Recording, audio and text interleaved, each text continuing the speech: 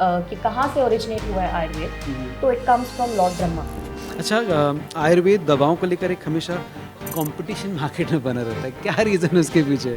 Modern medicine, modern pharma के rules इस पे पूरे तरीके से अप्लाई या इनके फंडामेंटल जो प्रिंसिपल्स हैं दोनों के 100% मैच नहीं करते, क्योंकि ये केस डिफिकल्ट है, इनमें बहुत मेहनत लगी है। तो हमारा इस प्रकार के पेशेंट को यूजुअली, इनफैक्ट एवरीबडी, ये एडवाइस होता है कि जब तक आपकी वाइफ कंसीव ना कर ले, प्रेग्नेंट ना हो जाए, तो कोशिश कीजिए अपने फ्रेशली फॉर्म्ड स्पर्म सैंपल्स को फ्रीज करवा लें। तो फिर लोगों में एक पैनिक की सिचुएशन आ जाती है, कपल्स में, फीमेल्स में, कि मेरा AMH कम है, और उनको ये लगता है कि AMH कम है तो मैं कंसीव ही नहीं कर पाऊंगी। अच्छा, राइट, बट AMH एग्जैक्टली ऐसा नहीं है। ऐसा तब नहीं है अगर आपका AMH कम है बट फिर भी आप ओव्यूलेट कर रहे हो, और बाकी सारे जो कंसेप्शन के पैरामीटर्स हैं, जैसे कि आपकी ट्यूब्स खुली हैं, ठीक है, आपके हार्मोन्स बैलेंस्ड हैं, बाकी सारी जो चीज़ें हैं, यूट्रस की एनाटॉमी बेटर है, अच्छी है, नॉर्मल है, तो फिर आप क्यों नहीं कंसीव कर सकते? सिर्फ लो AMH कोई क्राइटेरिया नहीं है कि आप कंसेप्शन नहीं कर सकते। वो एक्चुअली में दिखाता है कि आपके पास कितनी फर्टिलिटी का टाइम बचा है, समय कितना बचा है।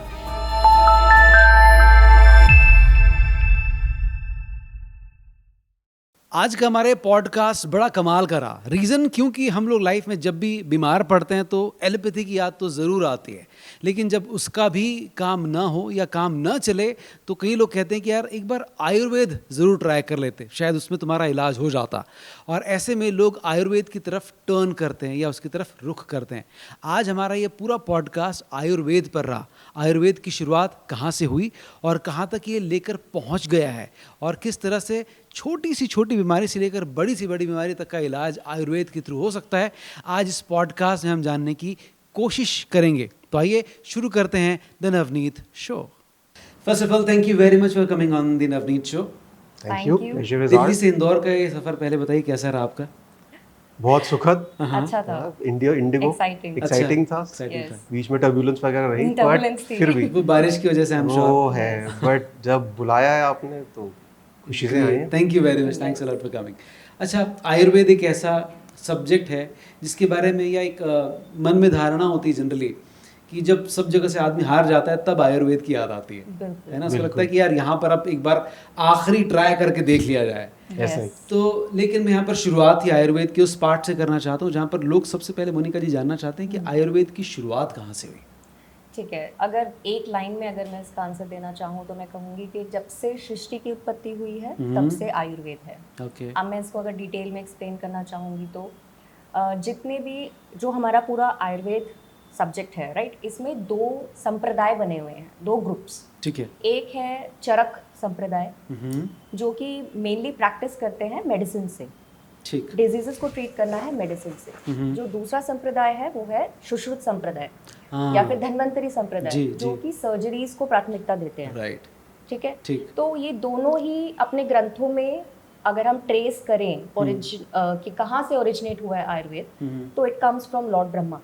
अच्छा, अब यू नो लॉर्ड ब्रह्मा ने ही सारी सृष्टि का की निर्माण उत्पत्ति की किया है, है, ठीक है। तो he had this concept of Ayurveda in his mind कि जब सृष्टि की उत्पत्ति होगी तो कहीं ना कहीं मनुष्य को ये डिजीजेस का या कोई जो त्रासदी कह लो या सफरिंग्स, ठीक है, मनुष्य त्रस्त होगा। एंड उस समय उसकी सहायता करने के लिए ही प्रिपेयर्ड ऑल दिस होल ग्रंथ, आयुर्वेद शास्त्र। Okay, right. अब उन्होंने सबसे पहले इसका ज्ञान दिया दक्ष प्रजापति को, जो उनके ही पुत्र थे। वहां से अश्वनी कुमार, ये सारी जो लीनिएज मेंशन है ये शास्त्रों में ही मेंशन है। ठीक है। दक्ष प्रजापति से ये ज्ञान ट्रांसफर हुआ अश्वनी कुमारों को। वो सूर्य के पुत्र थे दोनों, एंड वो देवताओं के फिजिशियन थे, पर्सनल डॉक्टर्स कह सकते हैं दोनों। उसके बाद उन्होंने इंद्रदेव को ये ज्ञान दिया। अच्छा, तो वहां तक आप कहेंगे कि पृथ्वी लोक पर अभी कहीं जिक्र नहीं है, इंद्रदेव के पास ऊपर है, बात चल रही है, वहीं चल रही है। ठीक है। उसके बाद जैसे बहुत सारे ऋषि मुनि हैं, वो ग्रुप में बैठे हैं एंड दे आर टॉकिंग कि अधर्म बढ़ रहा है, ठीक है ना, लाइफस्टाइल अब उतना अच्छा नहीं रह गया, तो लोगों में यही सफरिंग्स आ रही हैं, रोगों की उत्पत्ति हो रही है, तो क्या करें। टू बी वेरी काइंड, या अगर हमें हेल्प करना है, सहायता करनी है, ठीक है। तो उनमें से सारे दे वेंट टू हिमालय और वहाँ पर उन्होंने गोष्ठी की, गोष्ठी मीन्स कॉन्फ्रेंस, ठीक है। तो वहाँ पर एक लीडर के रूप में चूज किया गया ऋषि भारद्वाज। अच्छा। उनको बोला कि आप इंद्रदेव से बात कीजिए, उनसे हेल्प लीजिए कि क्या करें।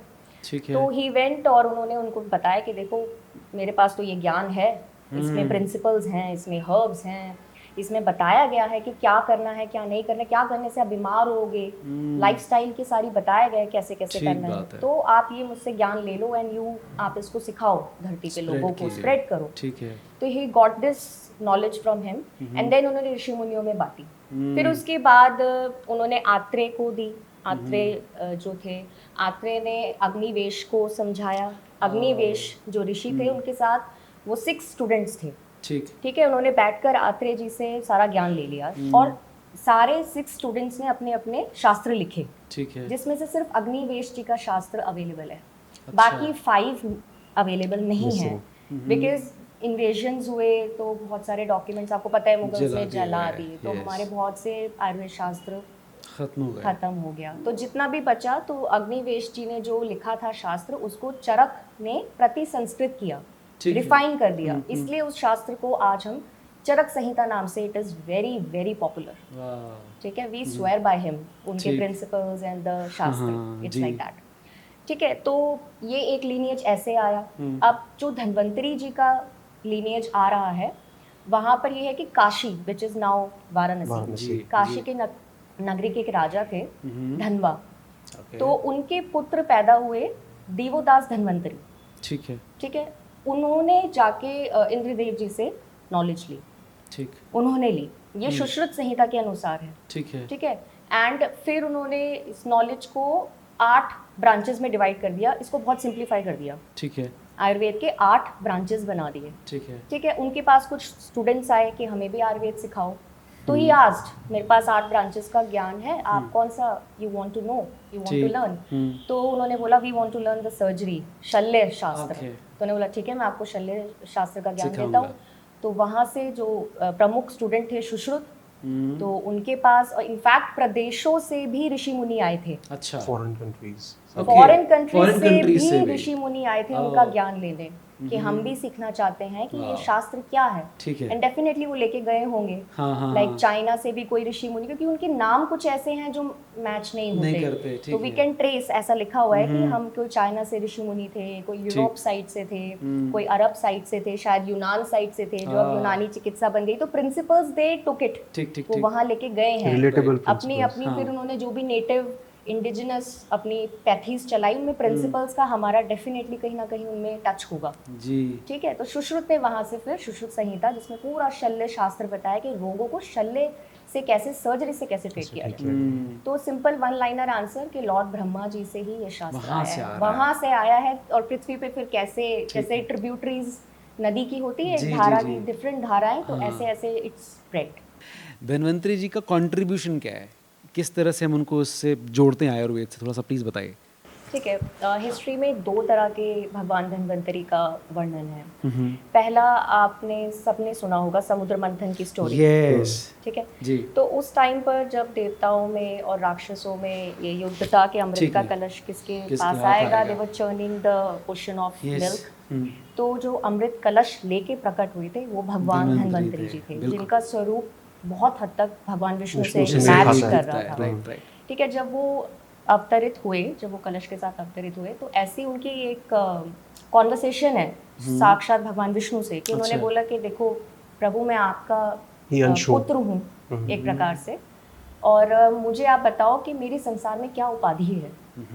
ठीक है, तो विष्णु जी ने वहाँ उनको ये उत्तर दिया कि द्वापर युग में आप काशी में एक राजा के पुत्र के रूप में जन्म लोगे। एंड देन आप आयुर्वेद शास्त्र को पूरा आपको स्प्रेड करना है, आप उसके प्रवक्ता बनेंगे, आप उसके भगवान बनेंगे, आपकी ये उपाधि होगी कि आप प्रमोट करेंगे आयुर्वेद शास्त्र को द्वापर युग में। एंड ऐसा ही हुआ। तो फर्स्ट जो मैंने आपको बताया वो वही थे जो अमृत कलश के साथ भगवान धन्वंतरी जी आए। सेकंड जो धन्वंतरी जी है वो यही है कि द्वापर युग में, जो मैंने आपको पहले भी बताया सुश्रुत वाली जो स्टोरी, तो वहाँ के राजा धनवा, ही वाज हार्ड मतलब बिल्कुल ही हार्डकोर डिवोटी थे विष्णु जी के। ठीक है। उनको कोई पुत्र नहीं था, तो ही वर्शिप्ड और उन्होंने प्रेयर की, तो भगवान विष्णु ने उनको ये वरदान दिया। तो जो पुत्र रूप में पैदा हुए वो थे दीवोदास धन्वंतरी। अच्छा। धन्वंतरी उनका सरनेम कहा जाता है। ठीक है। तो उनका सरनेम था धन्वंतरी। हाँ। तो फिर उन्होंने ज्ञान लिया आयुर्वेद का, उन्होंने 8 ब्रांचेस बनाई, ठीक है, एंड उन्होंने फिर वही शल्य शास्त्र पढ़ाया या पूरा आयुर्वेद को बहुत सिंप्लीफाई कर दिया। और आज की डेट में जो भगवान धन्वंतरी जी हैं, he is the God of Ayurveda, he is the Pioneer of Ayurveda. हम कह सकते हैं कि उनका कंट्रीब्यूशन बहुत है। इनफैक्ट उनकी ब्लेसिंग्स और आशीर्वाद के बिना शायद कोई आयुर्वेदिक जो वैद्य है वो नहीं कर सकता प्रैक्टिस उनके प्रिंसिपल्स, क्योंकि you have to give him respect, क्योंकि सब कुछ उनसे ही है। एंड नेशनल आयुर्वेदा डे जो है which is Dhanteras ji, that is the birth date of Lord Dhanvantari. It is also celebrated as the Dhanvantari Divas. Right. Not only for the gold and metals, Kuber और धन और प्राप्ति के लिए. It is also related to Lord Dhanvantari. जी, एक question दिमाग में आ रहा है कि जैसे इतना सब कुछ आयुर्वेद ने किया हुआ है, तो क्या जब भगवान गणेश जी का सर धड़ से अलग कर दिया गया था और वहाँ पर जब उसको वापस हाथी के सर के साथ जोड़ा गया, वहाँ भी आयुर्वेद था? जो अश्विनी कुमारों का वर्णन आता है। They were the physicians. Okay. ठीक है, तो ये सारा जिम्मेदारी उनकी होती थी। ठीक है। कि they were like इतना निपुण वो थे, सर्जन्स थे कि उन्होंने ही आर्टरी टू आर्टरी और नर्व टू नर्व कैसे ज्वाइन करके ऐसा, मतलब वी कैन मेक आउट कि अगर उन्होंने वो हेड जोड़ा है तो वो कैसे जोड़ा होगा। तो ये मतलब आप इसको बोल सकते हैं काफी दैविक स्टोरी है। मैं 100% हम इसको एक्सप्लेन नहीं कर सकते। धर्म को आयुर्वेदिक चिकित्सा को पूरे तरीके से रिलेट हम नहीं करेंगे, ठीक बात, क्योंकि ये दो अलग विषय के रूप में देखे जाते हैं आजकल के संसार में। तो दे आर क्लोज। आयुर्वेद शास्त्र हिंदू संस्कृति सनातन धर्म के बहुत समीप है, परंतु दोनों को सुपरलैप करके, सुपर इम्पोज करके हम विद श्योरिटी नहीं बोल सकते, क्योंकि बहुत सारे डॉक्यूमेंटेड प्रूफ, बहुत सारे ये भी ग्रंथ उपलब्ध नहीं है। तो जो ग्रंथ अभी उपलब्ध हैं, जो भारत सरकार की मान्यता के अनुसार हम पढ़ते हैं करिकुलम में आयुर्वेद आचार्य बनने के लिए, तो उनके में जो वर्णित चीजें हैं that can be discussed and that can be talked about. But अब जो हिंदू शास्त्र हैं या सनातन शास्त्र हैं, उनमें क्या वर्णन मिल रहा है और कौन सी घटना का, कौन से देवता का, कौन से देवी का क्या घटना का क्या वर्णन है, वह जो वो थोड़ा सा मुश्किल है। तो वो हम उसके बारे में बेटर कमेंट करना, तो कोई उस क्षेत्र का विशेषज्ञ हो तो वो देंगे तो वो बेहतर है। बट ये रिलेटेबल है, ये हमने ऐसे मैंने भी जब मैं सुन रहा था मुझको कनेक्ट तो कर रहा था जी, ये ऐसी चीजों का वर्णन है, सुने हैं, पढ़े हैं, but with documented proof it is with the people who are concerned with this science. हम आयुर्वेद शास्त्र तक सीमित हैं। जितना हम और श्योरिटी से हम जितना बोले तो रिस्पॉन्सिबिलिटी से बोल सकते हैं, राइट, बट वर्णन मिलता है जी, ठीक है। अच्छा, आयुर्वेद दवाओं को लेकर एक हमेशा कंपटीशन मार्केट में बना रहता है, क्या रीजन है उसके पीछे? आप कंपटीशन वर्ड हाँ उपयोग कर सकते हैं, और इसके साथ साथ एक इसमें ऐड होना चाहिए, डाउट्स भी बने रहते हैं। तो कंपटीशन का पहले आपको मैं जवाब दूंगा। कंपटीशन इसलिए बना रहता है क्योंकि जब आप आयुर्वेद चिकित्सा की बात करते हैं तो इसके कुछ सिद्धांत हैं, और ये जो सिद्धांत हैं ये मॉडर्न सिस्टम ऑफ मेडिसिन के सिद्धांतों के साथ मेल पूरी तरीके से नहीं खाते। तो आयुर्वेद सिद्धांत में हमें दोष क्या है, आपकी वाइटल एनर्जीज क्या है, दूष्य क्या है, धातु क्या है, प्रकृति क्या है रोगी की जो आपके पास आया है, नेचर क्या है उसका, इस प्रकार के अलग अलग पैरामीटर्स हैं, सिद्धांत हैं, जिनको पालन करके आप आयुर्वेदिक मेडिसिन प्रैक्टिस करेंगे। मॉडर्न मेडिसिन, मॉडर्न फार्मा के रूल्स इस पे पूरे तरीके से अप्लाई, या इनके फंडामेंटल जो प्रिंसिपल्स हैं दोनों के 100% मैच नहीं करते। तो इसलिए आपको एक कॉम्पिटिशन, एक क्लैश या आइडियोलॉजिकल डिफरेंसेस दिखेंगे। दोनों में अलगाव है, कोई मतभेद नहीं है, बस डिफरेंस ऑफ आइडियोलॉजीज है। तो कोई क्लैश नहीं कर रहा, बट दोनों का अल्टीमेट गोल आपकी गुड हेल्थ है। अब इसको आप ऐसे समझ सकते हैं कि जैसे बेसिक हम साइंस पढ़ते हैं, 9th-10th जो स्टैंडर्ड्स में बेसिक साइंस पढ़ी जाती है, तो उसमें आप फिजिक्स केमिस्ट्री पढ़ते हैं, बायोलॉजी पढ़ते हैं। अब हम माइक से बात कर रहे हैं तो साउंड वेव्स जा रही हैं, तो ये फिजिक्स, ये भी यहाँ फिजिक्स अप्लाई हो रही है, लाइट है, साउंड वेव्स है, फिजिक्स है। ऐसे ही यदि आप हम ह्यूमन बॉडी हैं तो हम बायोलॉजी यहाँ उपस्थित है। ये वायु है, वायुमंडल है, एटमॉस्फेयर में नाइट्रोजन है, ऑक्सीजन है, तो दिस इज केमिस्ट्री। अब ये तीनों इकट्ठे एक साथ एक समय पर व्याप्त हैं, उपस्थित हैं, और तीनों ही सत्य हैं। फिजिक्स भी सत्य है, अभी दिस जो एप्लीकेबल है, केमिस्ट्री भी एप्लीकेबल है, बायो भी साइमल्टेनियसली एप्लीकेबल है, और तीनों ही साइंस की स्ट्रीम्स हैं। बट क्या आप फिजिक्स के प्रिंसिपल्स को केमिस्ट्री में एक्सप्लेन कर सकते हैं? क्या आप बायो के प्रिंसिपल्स को फिजिक्स में एक्सप्लेन कर सकते हैं? जी। तो 100% चीज़ों को रिलेट कर पाना it's not always practically possible, but every system of medicine, चाहे वो आयुर्वेदा हो, चाहे वो एलोपैथिक मेडिसिन हो, होम्योपैथी हो, यूनानी हो, कुछ भी हो, इनके अपने अपने सिद्धांत हैं और सिद्धांतों के अनुसार यदि चिकित्सा की जाए, ट्रीटमेंट किया जाए तो ठीक है, बट आपस में इनके सिद्धांतों को आप सोचेंगे कि आप एक दूसरे की टर्मिनोलॉजी को यूज करते हुए उसको एक्सप्लेन कर लेंगे, that is not always practically possible and not practically correct also. ठीक है। तो इसलिए ये कंपटीशन हमें देखने को मिलता है, बट रिस्पेक्ट सबकी है, क्योंकि आयुर्वेद भी उतना ही श्रेष्ठ है, रिस्पेक्टेबल है, मॉडर्न मेडिसिन का अपना योगदान है, हर किसी का अपना अपना योगदान है। जी। तो आपको देखना होता है एज अ प्रैक्टिशनर कि मेरे पास जो ये केस आया है, ये मुझे उसके लिए जस्टिस करना है, तो आयुर्वेद चिकित्सा करना उचित रहेगा मेरे लिए इस सिनेरियो में, या उनको एलोपैथिक फिजिशियन को रेफर करना समझदारी होगी, या होम्योपैथी उनके लिए लाभदायक होगी। अपना जितना ज्ञान है, जितनी बुद्धि है, जितना स्किल है, तो उसको कैलकुलेट करते हुए वेलफेयर ऑफ द पेशेंट का जजमेंट करेंगे आप सिर्फ आयुर्वेद करें या ऐसा, इट्स नॉट ऑलवेज गुड। तो ये कंपटीशन इसलिए कभी कभार देखने को मिलता है, but generally everybody is important. आप हर सिस्टम ऑफ मेडिसिन को इक्वली इंपॉर्टेंट समझे, कोई बड़ा कोई छोटा नहीं, हर चीज इंपॉर्टेंट है। दूसरा चीज देखने को मिलती है डाउट्स। ये बहुत ज्यादा आजकल डाउट्स देखने को मिलते हैं। सबसे पहला डाउट देखने को मिलता है, बोला जाता है कि आयुर्वेदिक दवाइयाँ गर्म होती हैं, कि मैंने आयुर्वेदिक औषधि का सेवन किया तो मुझे गर्मी हो गई, पिंपल्स हो गए, लूज मोशंस इत्यादि इस प्रकार की गर्मी के बड़े चीजों को लोग रिलेट करते हैं आयुर्वेदिक मेडिसिन के साथ। हाँ। उसका एक सबसे प्रमुख कारण है, लोग इसको एक साइंस ना समझ के, एक मेडिकल ट्रीटमेंट ना समझ के, इसे एक नुस्खे के रूप में यूज करते हैं। हाँ। कि मेरी मम्मी ने बोला, दादाजी ने बोला, या फ्रेंड ने बोला, सोशल मीडिया पे कुछ देखा तो वो खा लो तो उससे रिलीफ हो गया, 2-4 को रिलीफ हो गया, बट हर किसी को रिलीफ हो जाएगा एक रेमेडी से, दैट इज नॉट पॉसिबल, क्योंकि हर शरीर अलग है और हर शरीर में रोग का जो एक्सप्रेशन है, डिजीज का एक्सप्रेशन, उसकी सिम्टोमोलॉजी, उसके लक्षण, उसकी सीरियसनेस अलग अलग है। तो ये एक डॉक्टर प्रॉपर्ली जज करके आपको जो मेडिसिन प्रिस्क्राइब करेगा, आयुर्वेदिक डॉक्टर, कि आपका प्रकृति ये है, आपके रोग ये हैं, आपके दोष ये हैं, आप इस औषधि का सेवन करेंगे तो आपको लाभ होगा, तो आपको साइड इफेक्ट्स नहीं होंगे, वो गर्मी नहीं करेगा। अब कोई पित्त प्रकृति व्यक्ति है, हॉट बॉडी टेम्परामेंट है, यदि उसका बिना किसी को कंसल्ट किए हम अश्वगंधा खा रहे हैं मार्केट से खरीद के, मसल्स बन जाएंगे, कुछ भी प्रेवलेंट जो कॉमन परसेप्शन है लोगों में, कोई बात नहीं, परसेप्शन है, ठीक है, बट अब होगा ये, यदि कोई व्यक्ति पित्त प्रकृति है, उसका कॉन्स्टिट्यूशन थोड़ा हीट की तरफ है, और अश्वगंधा उष्णवीर्य एक मेडिसिन है, हॉट इन पोटेंसी है, एक आध महीना खाएंगे कुछ नहीं, बट यदि लंबे समय तक उसका सेवन किया जाएगा तो बॉडी की हीट को बढ़ाएगा। तब आप वो व्यक्ति टैग कर देगा कि मैंने आयुर्वेदिक मेडिसिन खाई तो मुझे तो गर्मी हो गई। तो दैट इज द वे। आप किसी भी मेडिसिन को प्रिस्क्राइब करने से पहले उनके स्पेशलिस्ट को कंसल्ट करके, चाहे वो आयुर्वेद हो, चाहे वो कुछ भी और मेडिसिन हो, तो उनको कंसल्ट करके जब आप मेडिसिन का सेवन करेंगे तो गर्मी हो गई, साइड इफेक्ट हो गया, इसका सवाल नहीं उठेगा। तो ये डाउट है, बिकॉज ऑफ सेल्फ मेडिकेशन कुछ भी साइड इफेक्ट हो भी सकता है। ठीक बात। सेकेंड डाउट आपको सबसे ज्यादा जो दिखता है, कि जो बहुत बोला जाता है कि मैंने आयुर्वेदिक दवाई खाई तो मेरी लिवर में प्रॉब्लम हो गई, मेरी किडनी को नुकसान पहुंच गया। तो इसके पीछे कुछ फैक्ट भी है और कुछ मिथ भी है। अब फैक्ट ये है कि बहुत सी आयुर्वेदिक औषधियों में जेन्युइनली मेटल्स और मिनरल्स का उपयोग होता है, बट इन मेटल्स और मिनरल्स को उपयोग करने से पहले इनके कुछ नियम होते हैं, कि आप इसका प्यूरिफिकेशन करेंगे, आप इसको प्रोसेस करेंगे, इसको डिटॉक्सिफाई करेंगे। वो शास्त्रों में सब वर्णित है कि इस मेटल या इस मिनरल को उपयोग करने से पहले इसको इस प्रकार से संस्कार कीजिए, प्यूरिफाई कीजिए, प्रोसेस कीजिए, तब इसका उपयोग कीजिए। ठीक है। दूसरा, जिस व्यक्ति में, जिस रोगी में आप इस मेडिसिन का प्रयोग करने जा रहे हैं, उसका भी प्यूरिफिकेशन करना होता है।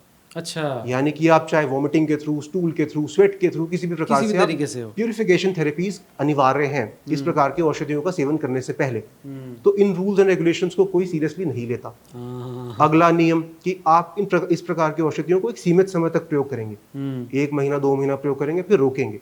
कुछ सर्टेन डूज एंड डोंट्स भी हैं कि आप क्या इसके साथ इस औषधि का सेवन करते हुए आप क्या खान पान रखें, क्या लाइफस्टाइल रखें। तो इन सब डिटेल जो इन डेप्थ जो बातें होती हैं, यदि इन पे लोग ध्यान ना दें, या आप जनरली खाए जा रहे हैं सुन के, तो वो रस औषधि जो होगी या जो मेटल या मिनरल होगा वो नुकसान पहुंचा सकता है। अब इस चीज को देखते हुए बहुत आजकल की जो बहुत सारे चिकित्सक जो आयुर्वेदिक जो प्रैक्टिस करते हैं, वो सेफ हैंड रखते हुए इस प्रकार की मेडिसिन को यूजुअली अवॉइड करते हैं। अच्छा। क्योंकि प्रैक्टिकल लाइफ में जो डे टू डे लाइफ है, उसमें इस प्रकार के इतने सीरियस नियम कानून और डूज एंड डोंट्स को फॉलो कर पाना कभी बार प्रैक्टिकली पॉसिबल नहीं हो पाता है। यदि कोई चिकित्सक बताए कि आप ऐसे करें ऐसे करें, वो पेशेंट मैक्सिमम कोशिश करेगा, बट यदि वो फॉलो ना कर पाए तो it's better to keep him safe. तो बहुत सारी इस प्रकार की औषधियों का प्रयोग करने से पहले हम अवॉइड करते हैं कि इनकी आवश्यकता ना के बराबर। बहुत सारी फार्मेसीज भी इस प्रकार की औषधियों को यूजुअली इतना इजीली अवेलेबल नहीं करती हैं। आयुर्वेदिक डॉक्टर के प्रिस्क्रिप्शन के बाद ही इस प्रकार की मेडिसिन को लेना देना या उनकी सुपरविजन में यूज करना समझदारी है। तो ये दोनों ये प्रेवलेंट जो डाउट्स हैं ये इस वजह से होते हैं क्योंकि कुछ भी अनसुपरवाइज्ड होगा, अनरेगुलेटेड होगा तो उसका दुष्प्रभाव होगा। राइट। क्या जीरो स्पर्म काउंट यानी कि अज़ूस्पर्मिया जो है ये क्योरेबल होता है आयुर्वेद के थ्रू? इसका एग्जैक्ट आंसर आप ऐसे क्यूरेबल है या नहीं, बट कंडीशंस अप्लाई। ओके, संभव है। अब इसको करने के टास्क बहुत डिफिकल्ट है, हरक्यूलियन टास्क, मतलब बहुत कठिन टास्क है ये कर पाना। ठीक है। इतना इजीली प्रैक्टिकली बहुत आसानी से हो जाए ऐसा है नहीं। अच्छा। अब करने में बात ये आती है कि आपको इसमें चिकित्सा आप आयुर्वेद की कर रहे हैं, ठीक है, और आयुर्वेदिक तरीके से डायग्नोसिस भी कर रहे हैं, परंतु मॉडर्न मेडिसिन के जो इन्वेस्टिगेटिव प्रोसीजर्स हैं आप उनका साथ में उपयोग करेंगे। ठीक बात है। वैसे भी हम जब पढ़ाई की जाती है हमारी, जब पढ़ते हैं कॉलेज में, तो ये दोनों सिस्टम ऑफ मेडिसिन हमें पढ़ाए जाते हैं क्योंकि आजकल की लाइफ में ये रिलेट करना अनिवार्य है हमारे लिए। क्योंकि आप आयुर्वेदिक लक्षणों को देखेंगे, उस पर चिकित्सा कर लेंगे, बट जो इन्वेस्टिगेशंस आएंगी आपके पास, blood reports, lipid report, x ray इत्यादि जो भी रिपोर्ट्स आएंगे, तो उसको भी इक्वल आपको इंपॉर्टेंस देनी है। आप उसको नजरअंदाज करके आप केवल आयुर्वेदिक चिकित्सा, आयुर्वेदिक सिद्धांतों को ब्लाइंडली फॉलो करेंगे तो ये उचित नहीं है। ठीक है। तो अब इस क्वेश्चन को मैं आपको बाइफरकेट करता हूँ। मॉडर्न पर्सपेक्टिव से पहले बात की जाएगी तो जनरली जो स्क्रॉटम होता है उसमें टेस्टिस होती हैं, उसका काम है शुक्राणु यानी कि स्पर्म की फॉर्मेशन करना। ठीक है। अब कॉजेज में मॉडर्न मेडिसिन में कॉजेज देखे जाते हैं प्री टेस्टिकुलर, यानी कि जो टेस्टिकल के लेवल से पहले की हैं। तो यहाँ से जो हार्मोन्स की प्रोडक्शन आ रही है, FSH इत्यादि की, वो क्या आ रही है, कम ज्यादा आ रहा है, ये कैलकुलेशन प्री टेस्टिकुलर कॉजेज में की जाती है। ठीक है। देन टेस्टिकुलर कॉजेज यानी कि टेस्टिस में कोई हाइड्रोसील, वेरिकोसील, कोई सिस्ट, कोई चोट, कोई इन्फेक्शन, कुछ भी कोई अगर है प्रॉब्लम तो उसको ट्रीट करने के लिए फोकस रखेंगे आप। देन कम्स पोस्ट टेस्टिकुलर की फॉर्मेशन हो रहा है बट मेल ऑर्गन से रिलीज होने समय वो बाहर नहीं आ पा रहे, तो कोई ब्लॉकेज हो गई, वास डिफरेंस में ब्लॉकेज हो गई, कोई कैल्सिफिकेशन हो गया। तो इस प्रकार के मॉडर्न पर्सपेक्टिव से आप कॉजेज देखेंगे। साथ साथ testosterone values, FSH values, inhibin B values, ये सारी वैल्यूज को तालमेल बनाते हुए आप you will proceed with the case. ठीक है। अब बात की जाती है आयुर्वेद में इसमें क्या रोल आता है, which is very interesting and difficult also. अब इसके कंसेप्ट को समझाने के पहले आपको एक कंसेप्ट समझाऊंगा धातु का। धातु is something which is like a tissue. Body को धारण करने वाले जो टिश्यू होते हैं उसको हम आयुर्वेद शास्त्र में धातु शब्द से पुकारते हैं। ठीक है। अब ये धातु होते हैं संख्या में 7, सीक्वेंस में रस, रक्त, मांस, मेद, अस्थि, मज्जा और शुक्र। ये 7 धातुएं होती है। इन 7 धातुओं से ही मानव शरीर क्या स्ट्रक्चरली निर्मित है। ठीक है। अब रस धातु को आप रिलेट करेंगे लिम्फ से, ब्लड के सीरम से, टिश्यू फ्लूइड से इत्यादि से।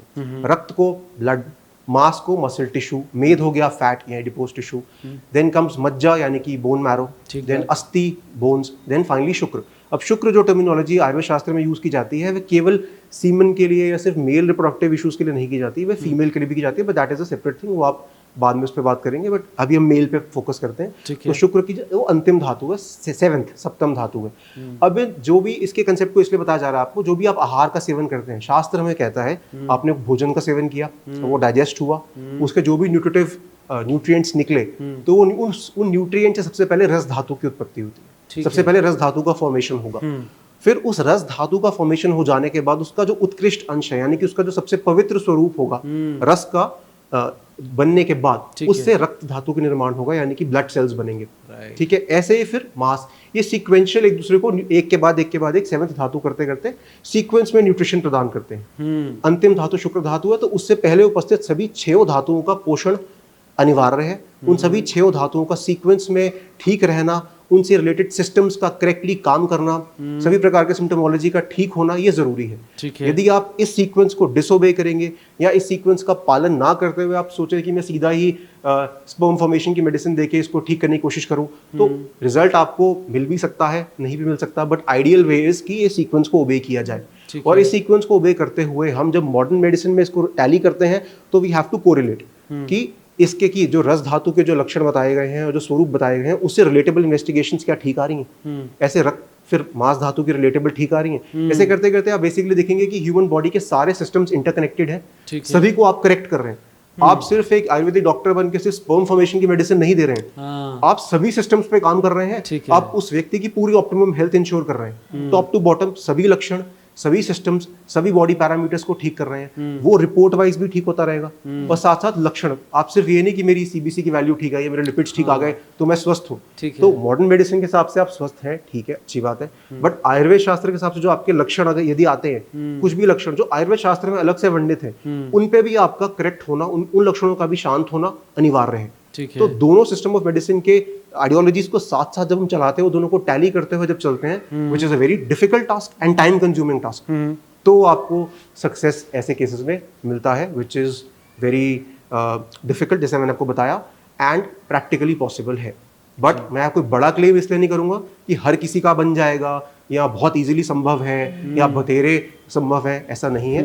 बट किए हैं ऐसे cases with documented proof, cases ठीक किए हैं ऐसे, ऑल्दो डिफिकल्ट, बट जो पेशेंस दिखाएगा, सारे प्रिंसिपल्स को फॉलो करेगा, समय पे सारी इन्वेस्टिगेशंस कराएगा, फुल कोऑपरेशन दिखाएगा और डेडिकेटेड होगा इस टास्क को कराने के लिए, तो पॉसिबिलिटीज होती हैं।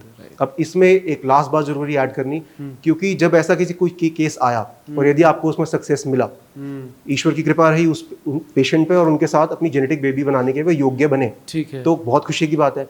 अब क्योंकि ये इतना डिफिकल्ट टास्क है, इसको इतना समय लगा, टाइम, पैसा, एनर्जी, एफर्ट, औषधियां सब लगा, और वो हम इस लेवल तक आ गए कि हमने सक्सेस अचीव कर ली। हमारे लिए खुशी की बात, पेशेंट के लिए खुशी की बात। बट क्योंकि ये केस डिफिकल्ट है, इनमें बहुत मेहनत लगी है, तो हमारा इस प्रकार के पेशेंट को यूजुअली, इनफैक्ट एवरीबडी, ये एडवाइस होता है कि जब तक आपकी वाइफ कंसीव ना कर ले, प्रेग्नेंट ना हो जाए, तो कोशिश कीजिए अपने फ्रेशली फॉर्म्ड स्पर्म सैंपल्स को फ्रीज करवा लें। तो ये IVF सेंटर्स पे ये प्रोसीजर होता है। तब मैं हूँ आयुर्वेदिक चिकित्सक, परंतु मुझे ये सिखाया गया है कि मुझे वेलफेयर ऑफ द पेशेंट को प्रायोरिटी देनी है। हमारा शास्त्र हमें, पेशेंट मेरे लिए पुत्र समान है, वो उसने मुझे रिस्पॉन्सिबिलिटी दी है अपनी हेल्थ की, तो यहाँ तक अगर हम उसको लेके आ गए और यदि मैं केयरलेस रहा, ये सुझाव उनको ना दिया, और किसी और system, human life is full of uncertainties, कभी भी कुछ भी हो सकता है, कभी कोई फीवर, कोल्ड, कफ, जुकाम, इंजरी, चोट, कुछ भी एक्सीडेंट वगैरह हो गया, भगवान ना करे हो, बट यदि ऐसे कुछ लाइफ में अनवांटेड कुछ हुआ और फिर से सारी कई कराई मेहनत कहीं वेस्ट ना हो जाए, उनका समय, टाइम जो हमने एफर्ट किया है वो वेस्ट ना हो, तो बेटर रहता है कि उसको प्रिजर्व कर लिया जाए। प्रिजर्व करके वो ये होंगे, वाइफ की रिपोर्ट्स करा लेंगे, वाइफ ठीक होंगी, तो they can plan for IVF। But genetically उनका अपना बच्चा हुआ, उनको डोनर स्पर्म की आवश्यकता नहीं पड़ी। दिस इज इटसेल्फ वेरी, ये बड़ी अच्छी चीज़ है, बड़ी ग्रेटफुल है हम ईश्वर के कि ऐसा कर पाने में संभव होते हैं। बट आपको अपने अहम को कि मैं आयुर्वेदिक चिकित्सक हूँ, मैं आयुर्वेदिक चिकित्सा से ही हर चीज़ करूँगा, मैं किसी और पद्धति की सहायता लूँगा ही नहीं, मैं IVF को एडवाइज ही नहीं करूँगा, तो this is not right. We have to do what is best for the patient, जो उनके लिए सबसे अच्छा है, दैट इज़ करेक्ट। तो बनने के बाद इतने टफ केसेस में मोस्टली एडवाइजेबल सैंपल को फ्रीज करवा के रिजर्व रख लीजिए, ताकि कोई आपको आगे परेशानी ना हो, फिर आप IVF करवा के इजीली बेबी प्लान कर सकते हैं, तो ये आपके लिए सोचते रहेगा। But difficult, one of the most difficult Ayurvedic चिकित्सा के लिए जॉब होती है इस प्रकार के केसेस को ठीक करना। So my next question is, so hydrocele and varicocele hernia में क्या डिफरेंस है, और क्या बिना ऑपरेशन के, सर्जरी के इसको ट्रीट किया जा सकता है? हाइड्रोसील तो सबसे पहले आप समझिए is collection of fluid in the scrotum. जो टेस्टिस और स्क्रॉटम की स्किन होती है, उसके बीच में लेयर होती है, उसमें यदि टिश्यू फ्लूइड आ जाए, पानी का जमा हो जाए, इन्फेक्टेड, तो उसको हाइड्रोसील बोलते हैं। ठीक है। और ये सबसे बड़ा कॉमन कॉज इसका इंजरी हो गई, चोट लग गई, बॉल लग गई खेलते हुए, या इन्फेक्शन हो गया, तो ये देखा जाता है। अब यदि माइल्ड फॉर्म, मॉडरेट फॉर्म का होगा तो ये इतना नुकसान नहीं पहुंचाएगा। ठीक है, उसको आप आयुर्वेदिक औषधियों से, वृद्धि वाटिकावटी, चंद्रप्रभावटी मेडिसिन मेंशन्ड है, तो इतना वो इनिशियली मैनेज हो सकता है। बट यदि ये ग्रेड बढ़ गया, ज़्यादा मात्रा में फ्लूइड हो गया इकट्ठा, तो फिर ये प्रेशर सिम्टम्स क्रिएट करेगा, जो टेस्टिकुलर फंक्शन है, स्पर्म्स बनाना या हार्मोन्स बनाना, कॉम्प्रोमाइज हो सकते हैं। तो उस अवस्था में फिर सर्जरी बेटर एडवाइजेबल है, बट इनिशियल स्टेजेस में आप मेडिसिन से मैनेज कर सकते हैं, आयुर्वेदिक मेडिसिन से। Then comes the question of varicocele. अब वेरिकोसील समझने से पहले आप एक बहुत सिंपल सा कंसेप्ट समझ लीजिए। जैसे बॉडी में हमारे दो प्रकार की ब्लड वेसल्स होती हैं, जो प्योर ब्लड लेके जाती हैं उनको आर्टरीज बोलते हैं, वो यूजुअली दिखाई नहीं देती, और जो ये ब्लू वाली होती हैं, यूज्ड ब्लड या डीऑक्सीजनेटेड ब्लड कैरी करने वाली, वो वेन्स होती हैं। अब जो ये वेन्स होती हैं, इनमें ब्लड के फ्लो को एक डायरेक्शन में मेंटेन रखने के लिए वाल्व्स होते हैं, दरवाजे समझ लीजिए, एक तरफ का फ्लो बनाए रखने के लिए। अब वेरिकोसील की सिचुएशन तब खड़ी होती है जब स्क्रॉटम में जो वेन्स यूज्ड ब्लड को वापस लेके जा रही हैं, तो यदि उनके वाल्व्स खराब हो जाएं, प्रॉपर काम ना करें, तो वेनस रिटर्न यानी कि यूज्ड ब्लड का वापस जो रिटर्न है, वापस जो निष्कासन है, निकासी है, वो ब्लॉक हो गई या वो ब्लड वहीं रुक गया, ठीक है। तो ऐसी अवस्था में जो वो वेन होगी, उस स्क्रोटम की जो वेन्स होंगी वो गुच्छा सा बना लेंगी, बैग ऑफ वर्म्स की तरह अपीयरेंस होगा। तो इस अवस्था को वेरिकोसील बोलते हैं। ठीक है। ठीक है। अब इसका कॉज क्या है? जिनका काम बहुत लंबे समय तक खड़े रहना, एक ही पोज में लंबे 8-8 10-10 घंटे खड़े रहें, तो प्रेशर पड़ा नीचे की तरफ ब्लड का, तो ग्रेविटेट हुआ ब्लड, तो रिटर्न कॉम्प्रोमाइज हुई। या लंबे समय तक एक ही स्थान पे बैठे रहना, 8-8 10-10 घंटे बिना ब्रेक लिए बैठे हुए, तो प्रेशर पड़ेगा, वेनस रिटर्न कॉम्प्रोमाइज होगी। ठीक है। या फिर आपकी न्यूट्रिशनल डेफिशिएंसीज हैं कुछ, कि आपकी वेन्स के वाल्व्स वैसे ही कमजोर हैं, तो ये मेजर कॉजेज हैं वेरिकोसील की सिचुएशन बनने की। हेरिडिटरी भी होती है? हेरिडिटरी नॉट एग्जैक्टली, बट ये इसके बारे में मैं कोई कंफर्म स्टेटमेंट नहीं बता सकता आपको। हो भी सकता है, नहीं भी हो सकता, बट मोस्ट कॉमन कॉजेज जो देखे गए हैं प्रैक्टिस के दौरान वो ये हैं कि सेम पोस्चर में बैठे हैं लंबे समय तक, या वेट्स उठा रहे हैं बॉडी बिल्डिंग करते समय। आपको अगर कोच आपके प्रॉपर्ली गाइड नहीं करे और ग्रेविटी के एंटी आपने जाते हुए वेट्स उठाए, और आपका कॉन्स्टिट्यूशनली वेन्स वीक हैं, तो फिर ये प्रॉब्लम परेशान कर सकती है। अब इसका इम्पैक्ट क्या आता है? क्योंकि वेन्स हैं, ब्लड वहां रुक गया, यूज्ड ब्लड, ठीक है, वहां रुक गया।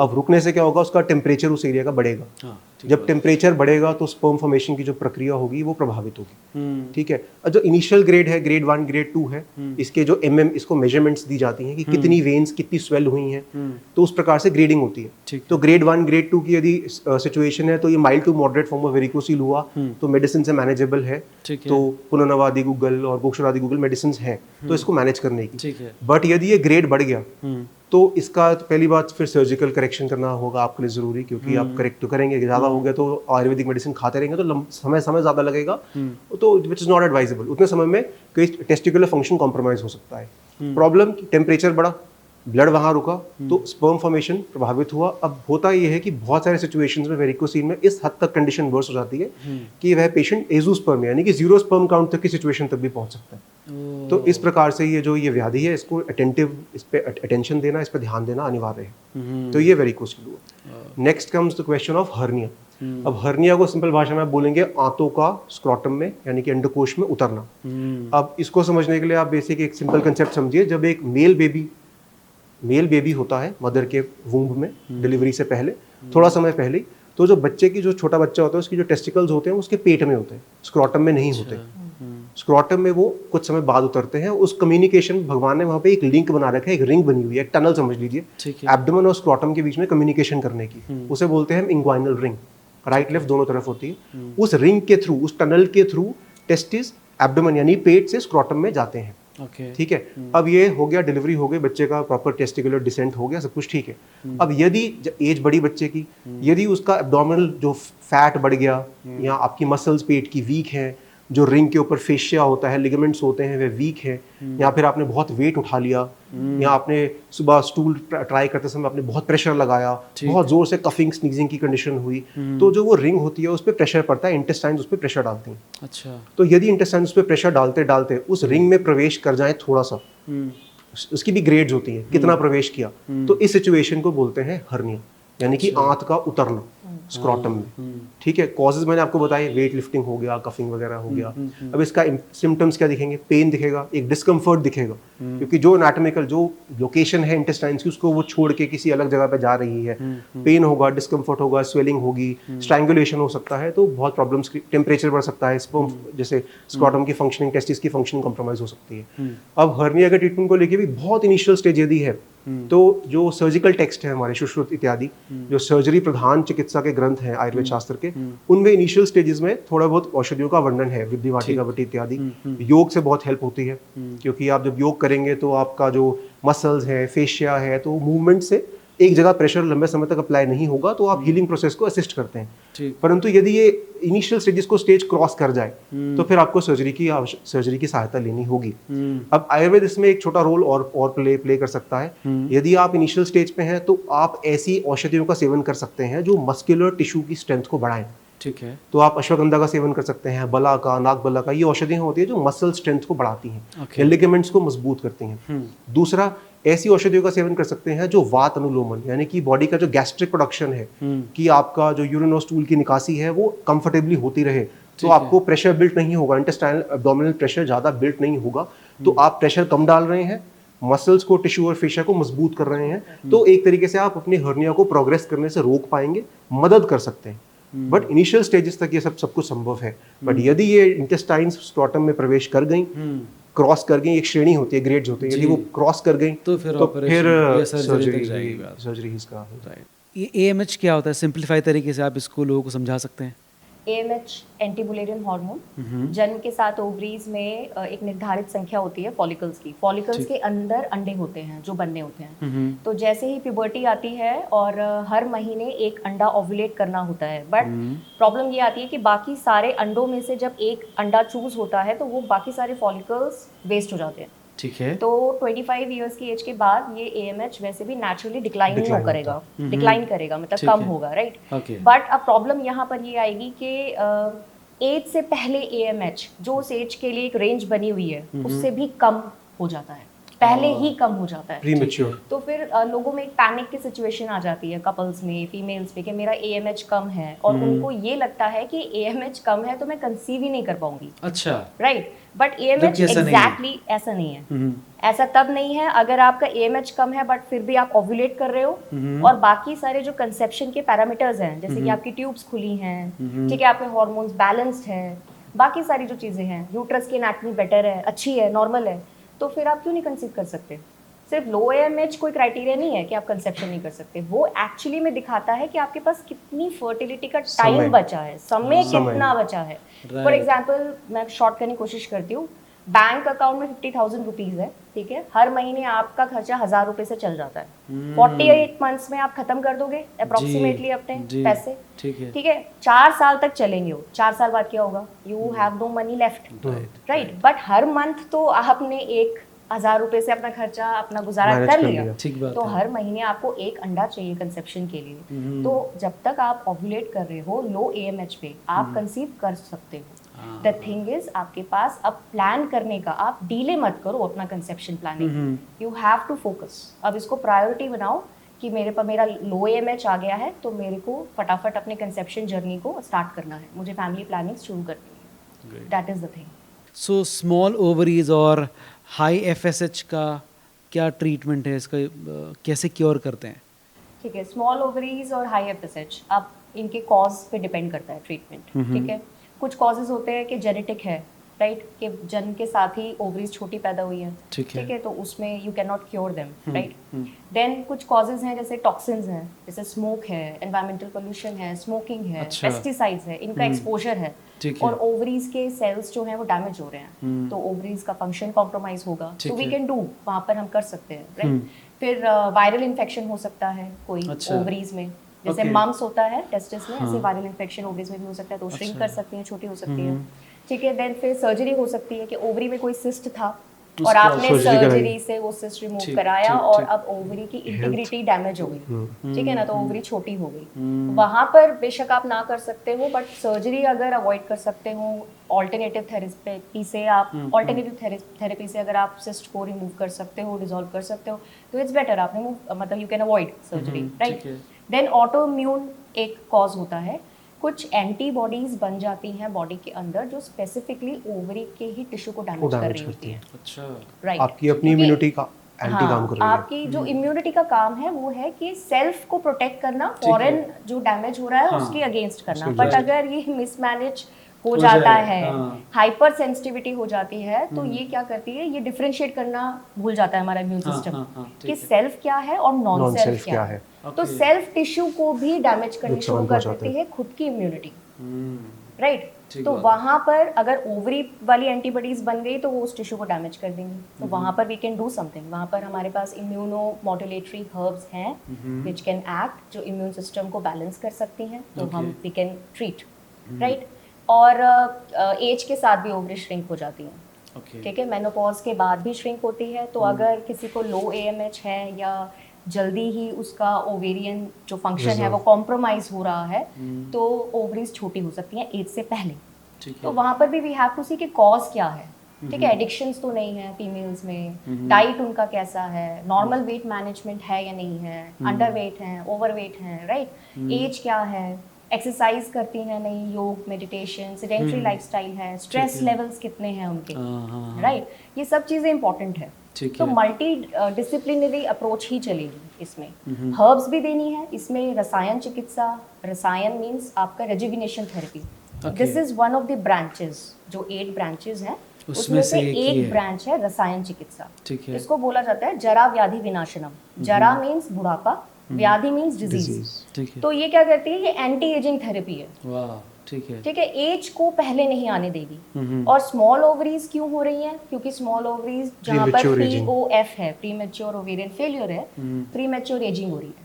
उम्र आपकी होनी चाहिए 45 साल में आपको मेनोपॉज होना चाहिए, पर आपको 35 साल में अगर मेनोपॉज वाले सिम्टम्स आ गए, मेंसेस बहुत इरेगुलर हैं, मेंसेस आ नहीं रहे हैं, मेनोरिया हो गया, ओवरी श्रिंक हो गई, ओवुलेट नहीं कर रहे हो, दैट मीन्स प्रीमेच्योर एजिंग हो गई। तो वहाँ पर आपको रसायन चिकित्सा का यूज हो सकता है बहुत ज़बरदस्त, राइट। इसमें हर्ब्स हैं, शतावरी है, शतपुष्पा है, इम्यूनोमोडुलेटरी हर्ब्स पे वी हैव गुडुची, ठीक है, ashwagandha is there, amla is there. So we have a lot of herbs जो कि टारगेट ओरिएंटेड अपना फंक्शन करती हैं। ओके, ठीक है, so we can manage but again it is depends upon the cause, totally depends upon the cause.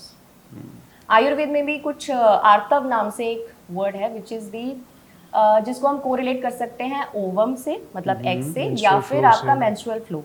ठीक है, तो इसमें एक वर्ड बोला गया आर्तव दुष्टि, मतलब आपका मेंस्ट्रुअल फ्लो में खराब हो रहा है। क्या खराब हो रहा है? या तो इरेगुलर है, रेगुलर नहीं आ रहा, या फिर स्कैंटी है, धीरे धीरे जितना आ रहा था अब वो कम आ रहा है, साइकिल्स भी कम हो गए। तो ये इसको इग्नोर नहीं करना अगर एज से पहले हो रहा है तो यू हैव टू इसको कंसर्न में इसको अपना रखो, राइट। बिकॉज अगर ये चीज चली तो आपको बीज रहितता, मतलब आपका जो गैमीट है ना वो धीरे धीरे आप you are losing your gametes. तो एक ऐसा स्टेज आ सकती है कि आपकी ओवरी एग बनाना बंद कर देगी। तो यू हैव टू, तो एग जो आर्तव दुष्टि है, क्षीण आर्तव है, ऐसे बहुत सारी टर्मिनोलॉजीज हैं जो मेंस्ट्रुअल फ्लो पर फोकस करती हैं।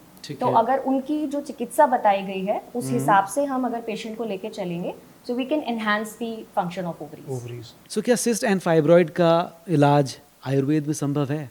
जी बिल्कुल, सिस्ट और फाइब्रॉइड्स को हम ग्रंथि रोग के अंदर देख सकते हैं। ग्रंथि रोग एक रोग है जो मेंशन किया गया है हमारे आयुर्वेद शास्त्र में। ठीक है, तो इसमें बोला गया है कि कोई भी abnormal growth but should not be cancerous. ठीक है, बिनाइन मतलब सिंपल ग्रोथ है। ठीक है, अब इसमें भी कफज ग्रोथ हो सकती है, क्योंकि 3 दोष होते हैं, वात पित्त कफ, तो उस हिसाब से कफ वाली ग्रोथ हो सकती है, कफज ग्रंथि हो सकती है, मेदज ग्रंथि हो सकती है, कोई धातु से रिलेटेड ग्रंथि हो सकती है, मतलब आपके मस्कुलर टिश्यू में गांठ हो सकती है, ग्रंथि मींस गांठ। ठीक है, आपके फैट से रिलेटेड कुछ हो सकती है, स्किन टिश्यू से हो सकता है कि आपके स्किन टिश्यू से कोई गांठ बन गई है। तो सिस्ट की जो जब हम बात करेंगे फीमेल फर्टिलिटी से रिलेटेड, सिस्ट की जब हम बात करेंगे फीमेल फर्टिलिटी से रिलेटेड, तो सिस्ट होते हैं ओवरीज पे, या तो सिंपल सिस्ट होते हैं, हीमोरेजिक सिस्ट होते हैं, या डर्मोइड सिस्ट होते हैं। ठीक है, सिंपल सिस्ट मतलब कि एक एनकैप्सुलेटेड एक स्ट्रक्चर है जिसके अंदर लिक्विड है, फ्लूइड है। ठीक है, पतला फ्लूइड भरा हुआ है, उसको ट्रीट करने के लिए डिसॉल्व करना इज इजी। हीमोरेजिक सिस्ट ये ओवरी में बनते हैं सिस्ट जिनकी मैं बात कर रही हूँ। हीमोरेजिक सिस्ट में क्या होगा, वही एक गांठ है जिसके अंदर जो लिक्विड भरा हुआ है वो ब्लड है। ठीक है, जो डर्मोइड सिस्ट होते हैं वो थोड़े कॉम्प्लेक्स सिस्ट होते हैं, कॉम्प्लिकेटेड होते हैं। उनके अंदर जो स्ट्रक्चर भरा होता है वो होता है हमारा स्किन टिश्यू टाइप, मतलब जैसे कि हेयर या स्किन सेल्स या टीथ जैसा, जो टीथ को बनाने वाले प्रिकर्सर सेल्स होते हैं ना, वो वाला टिश्यू भरा होता है। तो बड़ी हार्ड और वैसी वाली ये स्वेलिंग होती है, ये सिस्ट होता है। इसको डिसॉल्व करना इज टफ, डिफिकल्ट, ड्यूरेशन मतलब लंबी भी लग सकती है ट्रीटमेंट की, थोड़ी एग्रेसिव हमें दवाइयाँ देनी पड़ेंगी बहुत ध्यान से। ठीक है, तो ये ग्रंथि रोग हो गया। इसमें भी आप चिकित्सा के कुछ सिद्धांत बताए गए होते हैं आयुर्वेद शास्त्र में। तो इसमें जैसे कि आप ब्लड प्यूरिफायर्स दोगे या आप स्क्रैपिंग हर्ब्स दोगे, तो बेस्ट स्क्रैपिंग हर्ब्स में हम बोल सकते हैं जैसे टर्मरिक है, हल्दी है, गुग्गुल है, और एक बहुत फेमस आजकल plant which is very trending जिसको हम बोल सकते हैं मोरिंगा, ड्रमस्टिक, जिसको हम सांभर में भी डाल के खाते हैं। मोरिंगा सप्लीमेंट बहुत चल रहा है। सो इसका स्क्रैपिंग एक्शन है। तो ये जो मैं बता रही हूँ आपको, ये फाइब्रॉइड्स में भी यूज होगा, फाइब्रॉइड्स में भी आप यूज कर सकते हो, बट अनवांटेड ग्रोथ है। फाइब्रॉइड होते हैं यूट्रस में, सिस्ट होंगे ओवरीज में। ठीक है ना, तो ये ऐसे नहीं कि मैं बोल रही हूँ तो अब कल से हर कोई स्टार्ट कर दे इसको खाना। तो ये जनरल एग्जांपल दे रहे हैं, पर्टिकुलर पेशेंट की अलग अलग ही medicine we have to tell, उसकी प्रकृति देख करके आपको शिग्रू गर्म तो नहीं, राइट, जैसे सर ने आपको एक्सप्लेन किया। ठीक है। तो फाइब्रॉइड होता है यूट्रस की जो वॉल होती है ना, मस्कुलर एक ऑर्गन है, मसल से बना होता है यूट्रस, उसमें अगर कोई ग्रोथ हो गई तो दैट इज कॉल्ड फाइब्रॉइड। वो भी मॉडर्न के अनुसार, मतलब मॉडर्न साइंस के अनुसार इट इज ऑफ 3 टाइप्स। अंदर का, बिल्कुल अंदर की, बिकॉज इट इज हॉलो, और अंदर ही इम्प्लांट होना होता है एम्ब्रियो। तो जो सबसे अंदर की उसकी लाइनिंग है ना, अगर वहां पर फाइब्रॉइड अगर होता है तो उसको ट्रीट करना is very important, very crucial, right, क्योंकि वो ऑक्लूड करेगा, वो ऑब्स्ट्रक्ट कर सकता है, ठीक है ना, वो हैम्पर कर सकता है कि फर्टिलाइज जो आपका एम्ब्रियो है वो इम्प्लांट नहीं हो रहा है, ठीक है, स्पेस नहीं मिल रहा, कई बार वो ऑब्स्ट्रक्ट कर देता है, रास्ता ही रोक देता है, क्योंकि जो ट्यूब से जब एम्ब्रियो आ रहा होता है ना, जाइगोट आ रहा होता है अटैच करने के लिए, और अगर ऊपर फंडस से अगर आपका बड़ा सा फाइब्रॉइड लटक रहा है तो वो ऑब्स्ट्रक्ट हो गया, उसको रास्ता ही नहीं मिला, राइट। तो रूम में स्पेस चाहिए किसी चीज को रखने की, और अनवांटेड सामान पड़ा हुआ है तो वो नया जीव, नया ग्रोथ पॉसिबल नहीं। अनवांटेड चीजें अगर रूम में रहेंगी तो ये कुछ फाइब्रॉइड्स होते हैं जो कैविटी के अंदर, यूट्राइन कैविटी के अंदर आ रहे होते हैं, तो उनको मैनेज करना जरूरी है। और जो वॉल्स में है, यूट्रस की वॉल के भीतर स्थित है, दीवार के अंदर एम्बेडेड है, आउटर लेयर और इनर लेयर के बीच में स्थित है, और उसका साइज, स्ट्रक्चर और कंडीशन देख के we have to take a call कि इसको वेट किया जाए, अवॉइड किया जाए, ट्रीट किया जाए। और जो कुछ होते हैं बाहर की तरफ, तो बहुत सारे फैक्टर्स हैं जो डिसाइडिंग, एक वी हैव टू डिसाइड कि साइज क्या है। अगर बाहर वाला है मान लो तो निग्लेक्ट कर सकते हैं, पर यदि बाहर बहुत बड़ा है और वो वेट से अगर टिल्ट दे रहा है, वेट ही एक इशू बन गया है, यूट्रस की पूरी जो पोजीशनिंग है वही बिगाड़ रहा है, उसको डिसबैलेंस कर रहा है, तो फिर उसको भी देखना पड़ेगा। तो ये call of the physician is very important, चाहे कोई भी सिस्टम हो, ट्रीट चाहे आप औषधि से करें, मेडिसिन से करें या सर्जरी से करें, बट ये रोल बहुत जरूरी है। Most of the patient surgeries avoid करने की कोशिश करते हैं, सिस्ट हो, फाइब्रॉइड हो, तो उनका फर्स्ट अवॉइड मेडिसिन से अगर हो जाए, यस, उनको लगता है, एक तो फियर होता है, फियर ऑफ प्रोसीजर है, इतना हर किसी को ही होता है। आप देखो डेंटल छोटा सा भी प्रोसीजर होगा तो हर किसी को एक फियर हो जाता है कि क्या होगा मेरे साथ, सभी डरते हैं, सब डरते हैं। दूसरा फिर उसके साइड इफेक्ट्स, मतलब उसके बाद क्या होगा, क्या वो निकल पाएगा, not exactly side effects but after effects बोल सकते हैं, क्योंकि हर प्रोसीजर का कुछ प्रोस कॉन्स दोनों होते हैं। आप कुछ प्रोसीजर कराएंगे तो शरीर पे कुछ अच्छा इम्पैक्ट आएगा, कुछ बुरा भी आ सकता है, और वो किसी भी सिस्टम में हो सकता है, जरूरी नहीं कि सर्जरी के साइड इफेक्ट्स हैं, आयुर्वेद के नहीं। It is applicable to everybody. After effects तो हर काम के, हर कुछ भी आप काम करो उसका कुछ अच्छा इम्पैक्ट भी आ सकता है, बुरा भी आ सकता है। वो जानबूझ के तो कोई सर्जन या कोई डॉक्टर किसी के लिए कोई बुरा तो कभी नहीं सोच रहे। बट फाइनेंसेस भी one of the reason, finances भी कुछ रीजन है। फाइनेंसेस भी, उनको लगता है मैं अल्टरनेटिव थेरेपी ले लूं, एकदम सडन कुछ ना करूं कि इतना लमसम में अमाउंट पे करूं, फिर मैं सर्जरी करवाऊं, इससे बेटर है मैं अल्टरनेटिव थेरेपी ले लेती हूँ, मेडिसिन खाती रहती हूँ 2 महीने 3 महीने 4 महीने, इतना एक्सपेंसिव भी नहीं होगा और मैं ट्रीट हो जाऊंगी। वहाँ पर भी हमें बताना होता है कि ये इम्पोर्टेंट है, या ये वाला साइज है, और कितना वेट किया जा सकता है, कि आप फूलिंग यू, ना कि आप मिसगाइड तो करना गलत है, मिसगाइड करना गलत है। रिसेंटली भी मेरे पास बहुत patient I, she was appreciating मी, क्योंकि मैंने उनको बोला आप सर्जरी करा लो, आपका बहुत बड़ा फाइब्रॉइड है, and she wanted to conceive but she was like 35+। मैंने कहा आप इसको फाइब्रॉइड को मेडिसिन खाते रहोगे डिसॉल्व कराने के लिए तो आपकी तो एज ही बढ़ती जाएगी, तो दैट मीन्स आपको फाइब्रॉइड तो एकदम इंस्टेंटली खत्म करना है, तभी तो आप कंसीव करोगे ना, इतना मोटा फाइब्रॉइड लेके बैठे हुए हो, तो आप इसको सर्जिकली रिमूव कराओ। ऑल्दो मेरे पास मेडिसिन है, बट 4 महीने लगे, 5 महीने लगे, आपको तो टाइम वेस्ट हो जाएगा, तो आप ऐसे मत करो। तो she was appreciating me for that कि आपने मुझे एडवाइस किया, although she was scared of the surgery, मतलब भी फिर भी मुझे बोला, मैंने कहा बट मैं आप कंसीव करना चाहते हो, she said yes I want to plan, तो फिर तो आपका टाइम, प्रेशियस टाइम लूज हो जाएगा आपका, कुछ दवाइयां स्लो हैं, टफ डिसीजंस लेने पड़ते हैं, सर्जरी इज इंस्टेंटली एकदम हो जाएगा। राइट। तो एक ऑनेस्ट डिस्कशन होनी जरूरी है, कम्युनिकेशन जरूरी है डॉक्टर और पेशेंट के बीच में, और फिर हमारे लिए, हम उनके लिए अच्छा सोचें, that is the most important thing. सबसे इम्पॉर्टेंट कि चिकित्सक से पहले, डॉक्टर से पहले एक इंसान है, ह्यूमैनिटी है, हमारी रिस्पॉन्सिबिलिटी बनती है, और प्रण लिए, हमने ओथ लिए, हमने ये प्रण लिया है कि बेटरमेंट के लिए काम करेंगे, तो उसके लिए जरूरी नहीं आयुर्वेद हो या आजकल वैसे भी लोगों को नॉलेज होती है, अगर आप गाइड भी करोगे ना तो सूनर और लेटर अगर उनको पता लग गया ना, तो फिर आप ना बहुत एक बैड नेम, आप मुझे 4 महीने के अगर 5 महीने के वो मेडिसिन के पैसे भी दे रही है, पर 5 महीने बाद अगर उसको रियलाइज होता है कि उतना कम ही नहीं हुआ और मेरा तो मैं कितने महीने खाऊं, फिर फाइनली मैं उसको बोलूं चलो जितना बचा है आप सर्जरी करा लो, तो मेरा इंप्रेशन ही उसकी नज़र में खराब हो जाएगा, राइट? तो दैट इज मैं पहली फर्स्ट गो में ही आपको साफ साफ बोल देती हूँ, ऐसे करना ही गलत है, ऐसे आपकी practice ethically wrong, morally wrong, financially wrong, फिर पॉपुलर हो सकते हैं, राइट? पॉपुलर भी नहीं, मतलब ये ग्राउंड ही नहीं है, सक्सेसफुल डॉक्टर नहीं हो आप, एक सामाजिक प्रेम जो आपका काम है वो नहीं है, you lose the ethics, right वो 10 लोगों को जाके बताएगी कि मुझे पता नहीं 5 महीने दवाई खिलाई क्यों, सही बात है। ठीक है, ये अनएक्सप्लेन्ड इनफर्टिलिटी क्या है, उसका इलाज क्या है, थोड़ा सा प्लीज बताएं इस बारे में। अनएक्सप्लेन्ड इनफर्टिलिटी पे बात करने से पहले आप पहले बेसिक इनफर्टिलिटी की बात समझिए। ठीक है, शादी हुई कपल की, ठीक, और 1 साल मैरिड लाइफ रही, रिलेशन रहे, कंसेप्शन नहीं हुआ, प्रेगनेंसी नहीं हुई, ठीक है, उसके बाद चिकित्सा, डॉक्टर्स विजिट्स, ये सब उसके बाद शुरू होता है। ठीक है, इन्वेस्टिगेशंस करनी होती हैं सबसे पहले, तो कि आप मॉडर्न मेडिसिन, हाँ, जो कि क्या आप इन्वेस्टिगेशंस करेंगे, क्या कारण क्या है, किस वजह से कंसीव नहीं हो पा रहा, तो आयुर्वेदिक चिकित्सा के पास जाएंगे तो वो तो अपने जो उनका सिद्धांत है वो तो बात की बात है, पहले आप बेसिक इन्वेस्टिगेशंस अपने कराएंगे। उसमें आती है पहले बेसिक एनाटॉमी, यानी कि जो ऑर्गन्स हैं उनकी क्या सिचुएशन है, क्या प्रेजेंट पिक्चर क्या है।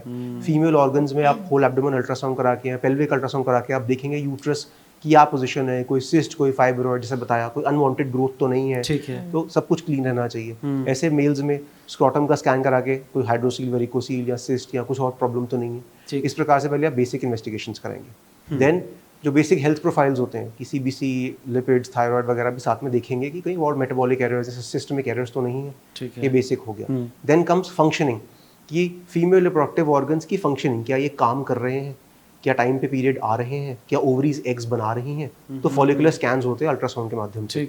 ऐसे ही मेल्स में स्पर्म काउंट का चेक किया जाता है लैब्स में। और एक चीज़ होती है DFI, डीएनए फ्रैगमेंटेशन इंडेक्स, कि स्पर्म की जो जेनेटिक इंटीग्रिटी है, जो डीएनए है, जो स्पर्म में जो जेनेटिक मटेरियल है, वो डीएनए वो टूट तो नहीं रहा, वो ब्रिटल तो नहीं है, तो इसका एक इन्वेस्टिगेशन होता है। तो ये फंक्शनिंग की बात हो गई। देन कम्स ट्यूब्स और कुछ इन्फेक्शंस की बात। तो ट्यूब्स में HSG इन्वेस्टिगेशन होती है, ट्यूब्स देखते हैं कि खुली हैं कि बंद है। दूसरा देखा जाता है कि खुलने बंद के अलावा फंक्शनल है भी कि नहीं है। अच्छा, खुला है बट काम ही नहीं कर रहा ट्यूब्स, तो फिर ये देखा जाता है। तो कुछ इन्वेस्टिगेशंस, क्लैमाइडिया, गोनोरिया, ऐसे कोई इन्फेक्शन तो नहीं हो रखे, या फिर आप इन्फेक्शंस में टॉर्च के इन्फेक्शन या HIV, HBsAg, इस प्रकार की इन्फेक्शंस को आप इन्वेस्टिगेट करेंगे। ठीक है, ये बेसिक आपने देख लिया। फिर आप थोड़ा पॉज लो, 2-3 महीने ट्रायल के लिए बोलो, ये सारी चीज़ों को ठीक करने के बाद देन मूविंग ऑन फर्दर। अगर तब भी आप कंसेप्शन नहीं हो पा रहा है, then we move a little forward. तब आप देखेंगे कि कोई स्ट्रेस वाली लाइफ तो नहीं है, तो लेडीज में प्रोलैक्टिन, कॉर्टिसोल तो नहीं बिगड़ रहा स्ट्रेस की वजह से, या फिर कोई जेनेटिक एरर्स तो नहीं आ रहे, कैरियोटाइप होता है उसके लिए, जेनेटिक एरर्स को रूल आउट करेंगे आप। ठीक है। देन कम्स ब्लड विस्कोसिटी के एरर्स, कि जो लेडी हैं, अब स्पर्म और एग मिले, जाइगोट, बेबी छोट एम्ब्रियो बना, एम्ब्रियो जाके यूट्रस की वॉल पे लग गया।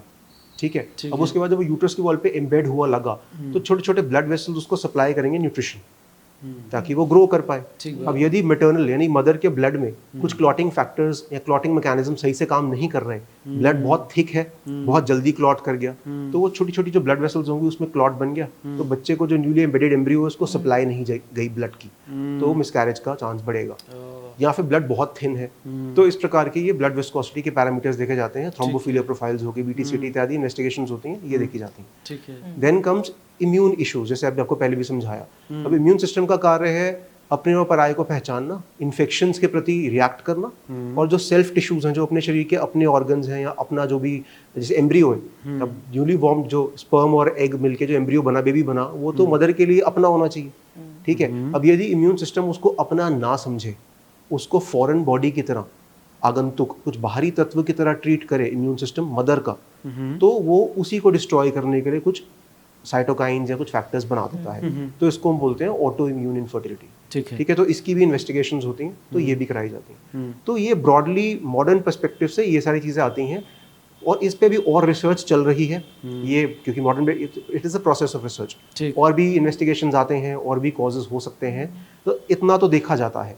एक फर्स्ट स्टेज, फिर बीच की स्टेज, फिर आगे कॉम्प्लेक्स इन्वेस्टिगेशंस करा ली। अब ये यदि आप इन सभी के सभी एग्जामिनेशंस में या टेस्ट में आप पास हो गए हैं, हस्बैंड वाइफ दोनों, तब भी कंसेप्शन नहीं हो पा रहा है, तो अब हम इसको आयुर्वेद को, तब हम आयुर्वेद चिकित्सा की शरण में जाते हैं। तब हम देखते हैं कि आयुर्वेद क्या रोल प्ले कर सकता है इस प्रकार के केसेस में। ठीक है, तो अब उसमें कंसेप्ट देखा जाएगा शुक्र की दृष्टि और आर्तव की दृष्टि का। तो शुक्र धातु यानी कि जो मेल सीमेन टिश्यू है या रिप्रोडक्टिव टिश्यू है, ऐसे फीमेल का जो एग है उनको, अब ये दुष्ट करने के कारण क्या क्या बताए गए हैं शास्त्रों में। अब शास्त्रोक्त जो पद्धति है कि उन सारे फैक्टर्स को आप एक एक करके उनको एडवाइस करोगे या आप रूल आउट करोगे। एक चिकित्सक की, जो आयुर्वेदिक चिकित्सक की ड्यूटी बनती है, क्योंकि मॉडर्न पर्सपेक्टिव पे इन्वेस्टिगेशंस करा के आपने देख लिया कि वो ओके हैं, बट अभी भी केस नहीं सॉल्व हुआ। आपने बीच में ब्रेक ले लेके 3 महीने 6 महीने आपने उनको गैप भी दिया, दोबारा रिलेशन बनाने को बोला, एवरीथिंग इज ओके, बट तब भी नहीं हो पा रहा है। तो अब आयुर्वेद के कुछ सिद्धांत होते हैं बेसिक, बिल्कुल जैसे दिनचर्या का सिद्धांत, कि आपको सुबह से लेकर रात तक की आपको अपनी लाइफस्टाइल कैसे प्लान करनी है, कब कब जागना है, कब सोना है, किस टाइम तक कितना जागना हेल्थ के लिए ठीक है, रिप्रोडक्टिव हेल्थ के लिए। और क्योंकि बिजी लाइफस्टाइल है, कोई ये हम नहीं बोलेंगे कि आप सारी जीवन आप ऐसा करते ही रहें। Practically Navneet ji, it is very difficult. Practically जो शास्त्रों में वर्णित बातें हैं आदरणीय है, शास्त्रों का पूरा आदर करते हैं, बट प्रैक्टिकली जब उसको इम्प्लीमेंट आप करेंगे तो हर बार संभव नहीं है इम्प्लीमेंट कर पाना। बट आप ये कर सकते हैं कि कुछ समय के लिए, क्योंकि आपका गोल है, आपको प्रेगनेंसी अचीव करनी है, this is something important for you, तो आप सोच लीजिए कि मैं 6 महीने के लिए या साल भर के लिए इस प्रकार की जीवन शैली रखूंगा। ठीक बात। तो आप दिनचर्या का पालन कीजिए जैसे जैसे शास्त्रों में वर्णित है। ऐसे ऋतुचर्या होती है, जैसे अभी रेनी सीजन चल रहा है, रेन्स का, तो उस समय क्या खाना चाहिए, कब सोना चाहिए, कब जगना चाहिए, या दिन में सोना ठीक नहीं है, इस प्रकार के कुछ शास्त्र में वर्णित उपदेश है, उनका पालन कीजिए। आहार, फूड हैबिट्स, कुछ भी खा लिया, किसी के साथ कुछ भी मिला के खा लिया, कभी कुछ खाया कभी कुछ खाया, भूख के बिना खा लिया, दूध के साथ खट्टा खा लिया, तो ये इनकम्पैटिबल फूड आइटम्स खा ली, तो इनको हर कोई बहुत लाइटली लेता है। ठीक है, तो ये खा लिया और लोग, ठीक है, प्रेवलेंट है, टेस्ट है, लाइफ है, सब कुछ ठीक है, बट जब आप ऐसी किसी परिस्थिति से जूझ रहे हैं कि आपको कहीं कुछ दिख नहीं रहा, आपको लग रहा है कि पता नहीं मेरी लाइफ में क्या हो रहा है, why am I not getting the result जो मुझे चाहिए, तो ये छोटे छोटे जो ये एरर्स हैं, इन पे काम कीजिए। ठीक है, आज ये मॉडर्न साइंस के रूप में या मॉडर्न मेडिसिन ने इनको वैलिडेट नहीं किया है, इनको प्रूव नहीं किया है। जैसे मैंने आपको पहले बताया, हमारी कंसेप्ट और उनके कंसेप्ट पूरे तरीके से टैली नहीं हो पाए, या हम उनको उनकी परिभाषा तहत एक्सप्लेन नहीं कर पाए। But if it is not explainable, इसका मतलब ये नहीं कि वो गलत हो गया है, सही हो गया। ओके, मैं अपनी बात को, मैं अपने तथ्यों को, मैं अपने सिद्धांतों को आपकी भाषा में एक्सप्लेन या आपकी टर्मिनोलॉजी में एक्सप्लेन नहीं कर सकता। This does not mean that I am incorrect. ठीक है, तो आप उसको प्लीज ओबे कीजिए, कोई उपदेश, कोई ऑर्डर नहीं है, बट थोड़े समय के लिए, 6 महीने साल भर करके देखिए, रिलीफ मिलेगा आपको। ऐसे बहुत से आयुर्वेदिक सिद्धांत, आप मेंटल इमोशंस, काम, क्रोध, लोभ, मोह, शोक, एंजाइटी, डिजायर, ग्रीड, एंगर, इस प्रकार के जो ये इमोशंस होते हैं, इनका हार्मोन्स पे क्या असर आता है, तो इन इमोशंस को नियंत्रित करने की कोशिश कीजिए, मेडिटेट कीजिए, योग कीजिए, हेल्दी लाइफस्टाइल जो भी फॉलो किया जा रहा है आयुर्वेदिक शास्त्र अनुसार, उसको यदि आप कुछ महीने फॉलो कर पाएंगे तो मेजॉरिटी केसेस में आपको रिजल्ट मिल जाएगा। अगर नहीं मिलेगा तो फिर अब आयुर्वेदिक चिकित्सक अपना रोल प्ले करेगा, तो रसायन औषधियाँ, वाजीकरण औषधियाँ, और वो मॉडर्न इन्वेस्टिगेशंस को टैली करते हुए अपने आयुर्वेदिक योग या आयुर्वेदिक औषधियों का प्लान सोचेंगे आपके लिए, तो फिर वो ट्रीटमेंट की चीज़ें आएंगी, तो आयुर्वेदिक डॉक्टर अपनी ट्रीटमेंट मोडालिटीज पे काम करेगा।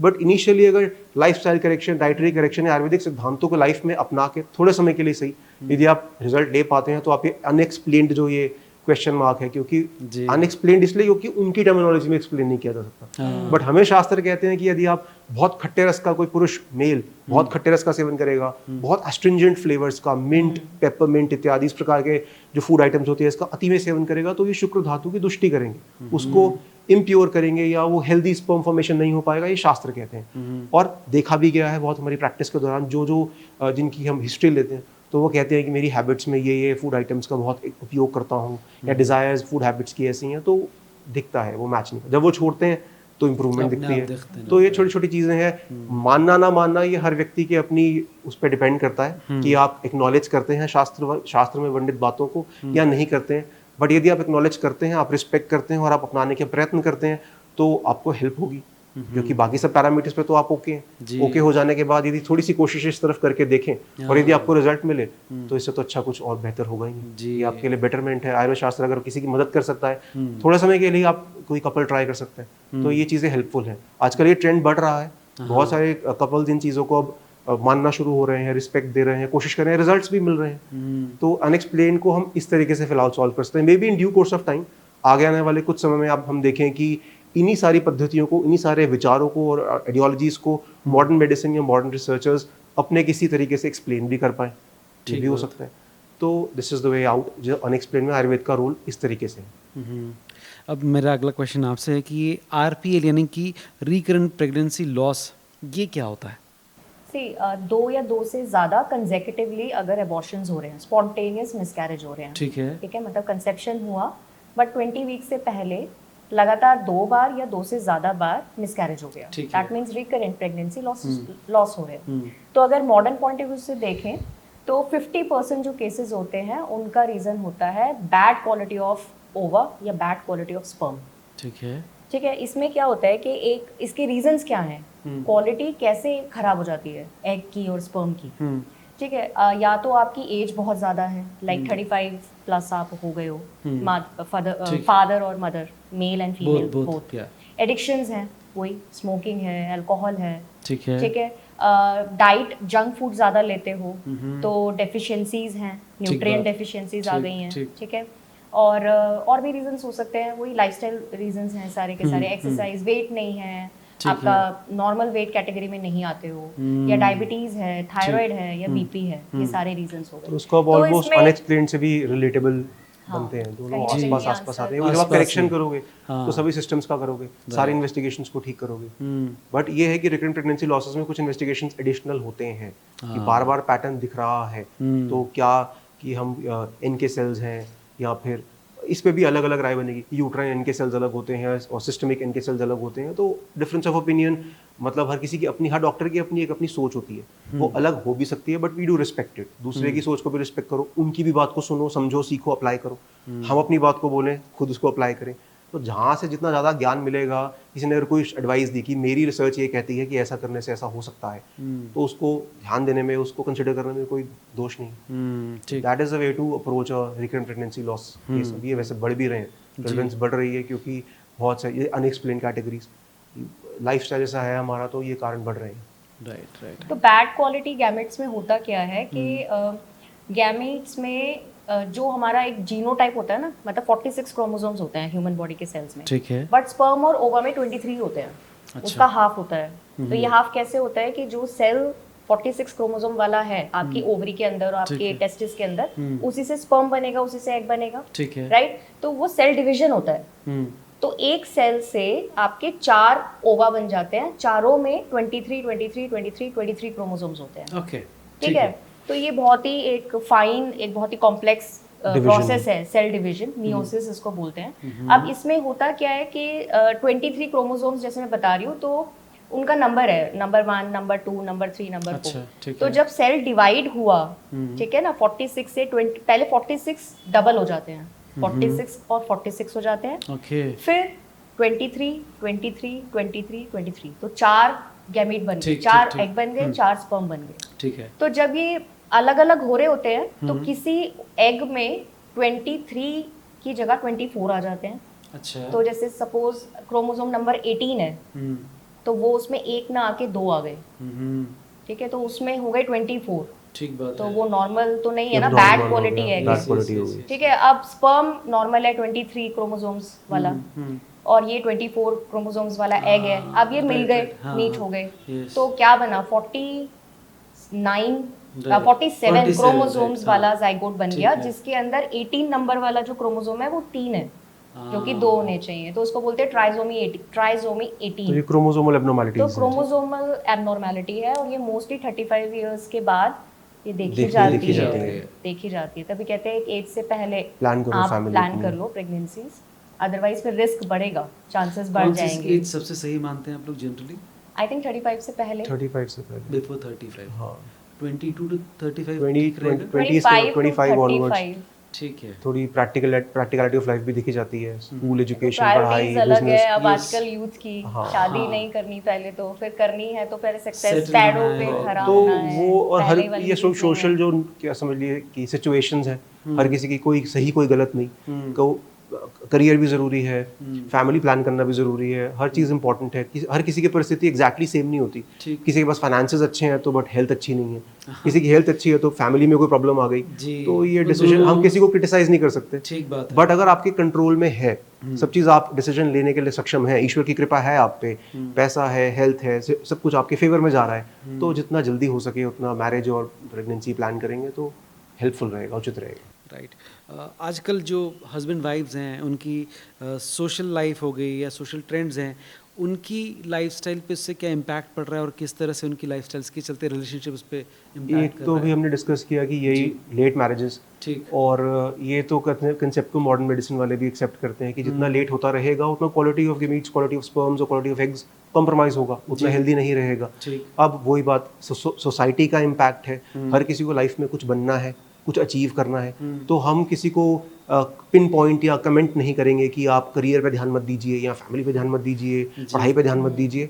हर चीज़ ज़रूरी है, coming back to the same thing, but if it's practically possible for you to manage something out of it कि आप कर पा रहे हैं तो कोशिश कीजिए इसको टाइमली कीजिए। अब एक जो विचित्र बात आजकल सोसाइटी में देखी जा रही है वो ये कि इंटरनेट एक्सेस हर किसी के पास है, तो बहुत प्रेवलेंट है, हर किसी के हाथ में फोन्स हैं, टैबलेट्स हैं, बड़ा इजीली अवेलेबल है कंटेंट, सब प्रकार का कंटेंट, हर तरह का, कुछ एजुकेशनल कंटेंट भी, कुछ ऑब्जेक्शनेबल कंटेंट भी।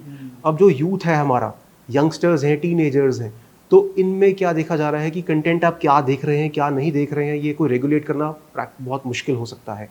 तो प्रीकॉक्शियस प्यूबर्टी, यानी कि किसी प्रकार जो पहले क्या आता था कि मेंस्ट्रुएशन बच्चों में, ये छोटी बच्चियों में 14 साल, 15 साल, 16 साल, 13 साल, ये एज, अब ये घट के कहीं 10 साल, कहीं 9 साल, कहीं 11 साल, तो मेच्योरिटी जो है एक बच्ची की, छोटी बच्ची की जल्दी हो रही है। ऐसे ही बॉयज़ में भी हेयर ग्रोथ या वॉइस डीपनिंग या जो प्यूबर्टी के लक्षण है बॉयज़ में भी थोड़े जल्दी आ रहे हैं। तो हो ये रहा है कि हमारी जनरेशन के जो अब जो बच्चे हैं ये मेच्योर जल्दी हो रहे हैं बिकॉज ऑफ द, आप इसमें खाना पीना भी हो सकता है रीज़न, कंटेंट भी हो सकता है, कोई एक आप पिन पॉइंट नहीं कर सकते, सोसाइटी का कलेक्टिव एक इम्पैक्ट आता है। ठीक है, तो ये हो रहा है। अब जो बच्चा था जो अभी टीनेज में एंटर हुआ तो वो मेच्योरिटी जल्दी हासिल कर ली उस बच्चे ने। ठीक है, अभी वो उसकी स्टडी का टाइम चल रहा है, पढ़ने का टाइम चल रहा है, स्कूल कॉलेज है, फिर करियर है, मैरिजेस हो रही हैं लेट, उसमें भी वो मजबूर है। कंपेटिटिव वर्ल्ड है, आपको फाइनेंशियली सिक्योर होना पड़ेगा फैमिली प्लान करने से पहले। They are not also incorrect, वो ठीक भी है अपनी जगह पे।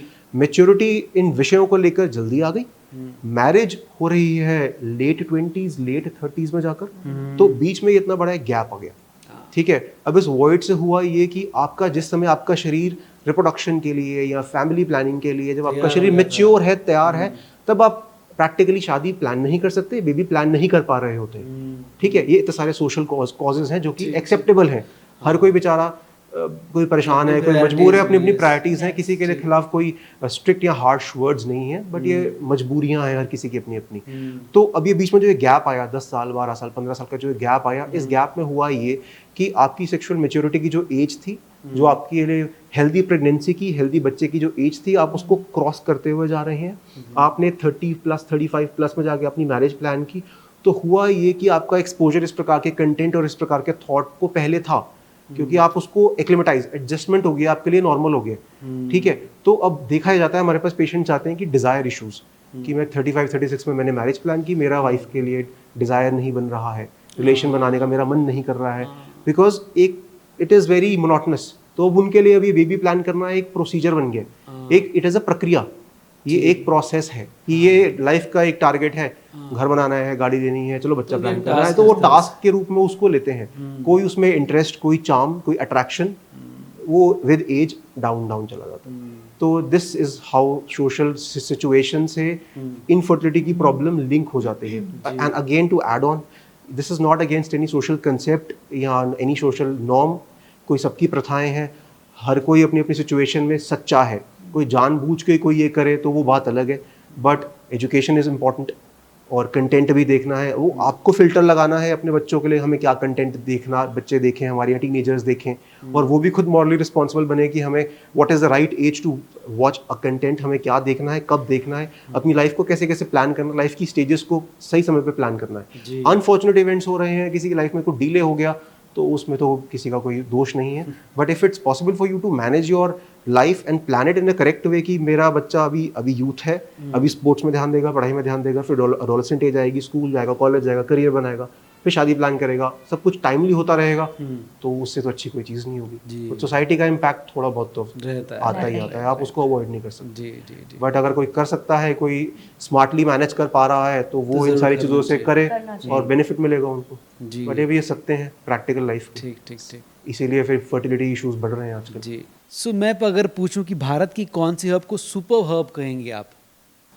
ऐसे एक हर्ब को नेम करना तो बाकी सारी हर्ब्स के लिए गलत हो जाएगा, ठीक है। राइट?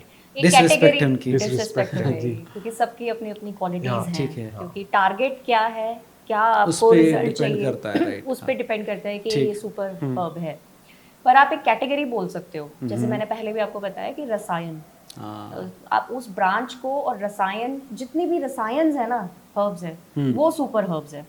क्योंकि प्रिवेंशन और क्योर ये ही हर्ब्स करती है। मतलब अगर आप हेल्दी हैं, राइट, और आप इन हर्ब्स को यूज कर रहे हैं थोड़ी थोड़ी मात्रा में, ठीक है, बट आपको पता है कि सपोज हर किसी को पता होता है कि मेरे को क्या हेल्थ रिस्क फैक्टर्स हैं, ठीक है, राइट? किसी को फैमिली में रन करता होता है, किसी को लगता है कि शायद मदर फादर में डायबिटीज है, तो मुझे भी शायद डायबिटीज हो जाए। ठीक है। तो अगर आपको पता है कि these are certain risk factors, और आप टाइमली वो रसायन स्टार्ट कर दो उसके लिए टारगेट, तो आप प्रिवेंट कर सकते हो। अच्छा।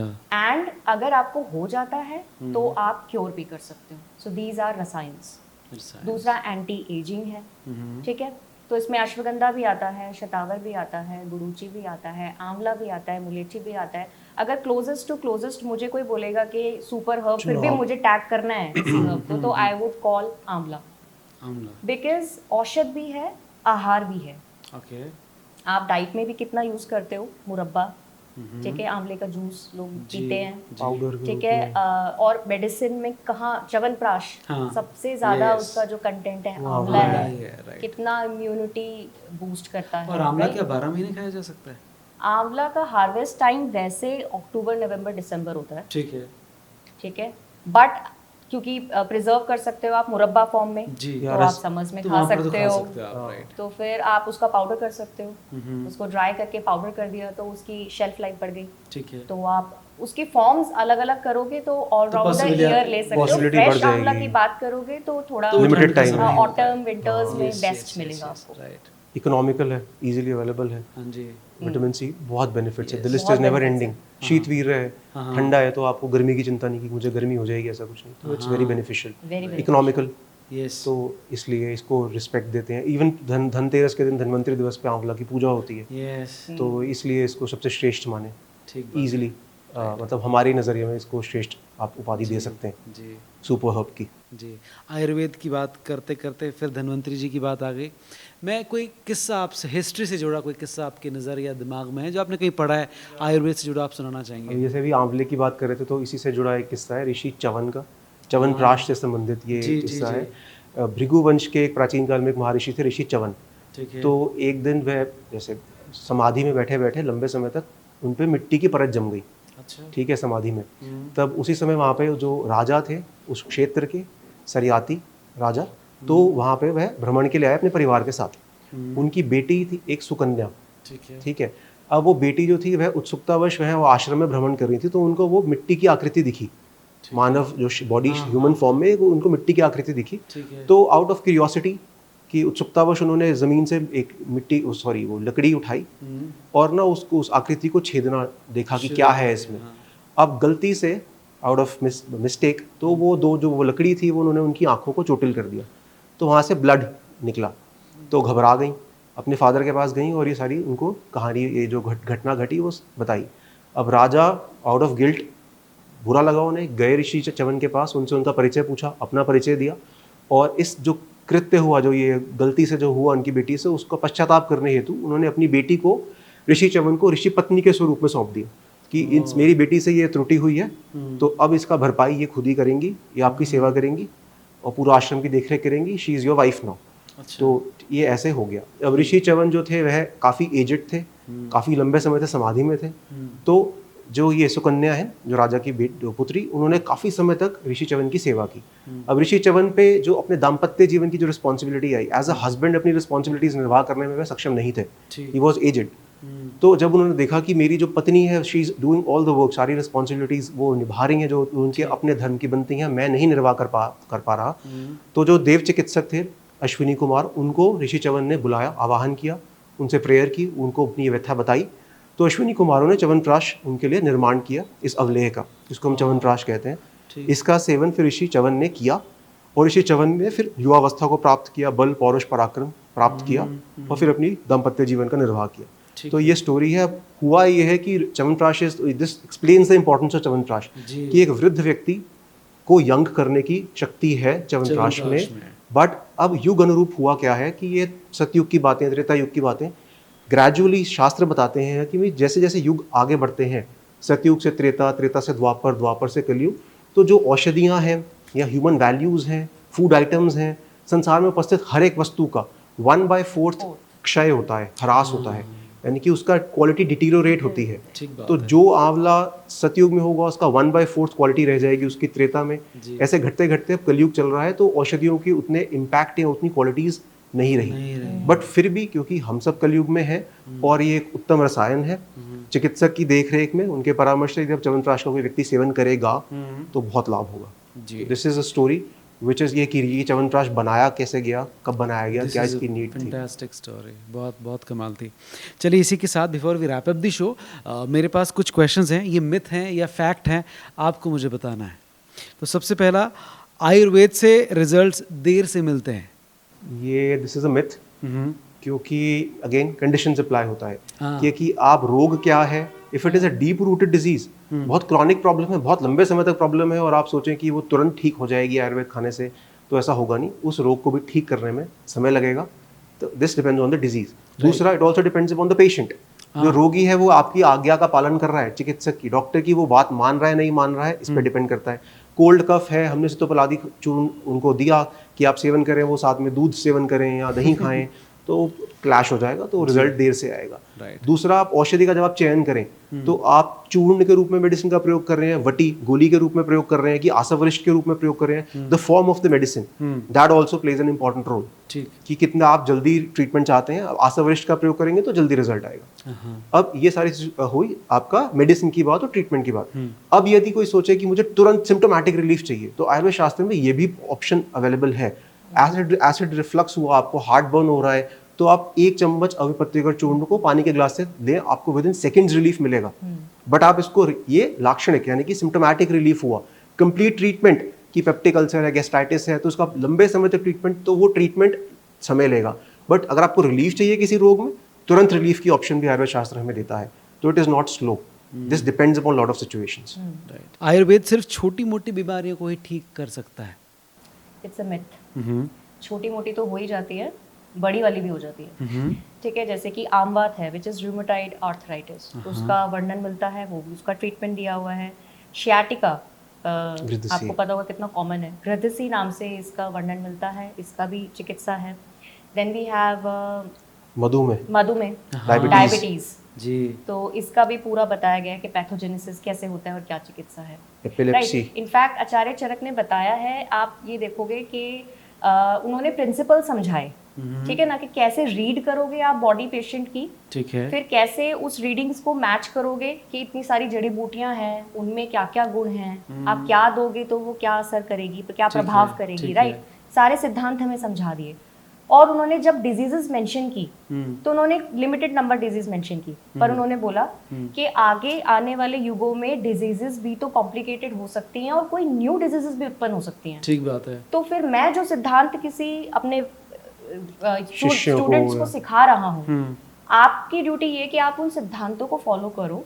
हाँ। और आप आगे फ्यूचरिस्टिक जो डिजीजेस हैं, आप उनको भी इन प्रिंसिपल्स को फॉलो करके ट्रीट कर सकते हो, जिनका मैं प्रॉपरली ना मैं नाम बता पा रहा हूँ क्योंकि वो भी है ही नहीं। तो इतनी फ्यूचरिस्टिक सोच, तो दैट मीन्स अगर आप थॉरो हो सारे प्रिंसिपल्स से, आयुर्वेदिक सिद्धांतों के, तो आपके लिए इम्पॉसिबल कुछ भी नहीं। और जो ये बोला जाता है आजकल की पुराना है आयुर्वेद, 5000 साल पुराना है, 10,000 साल पुराना है, इसका आज के युग में क्या एप्लीकेशन है, तो एप्लीकेशन ये नहीं है।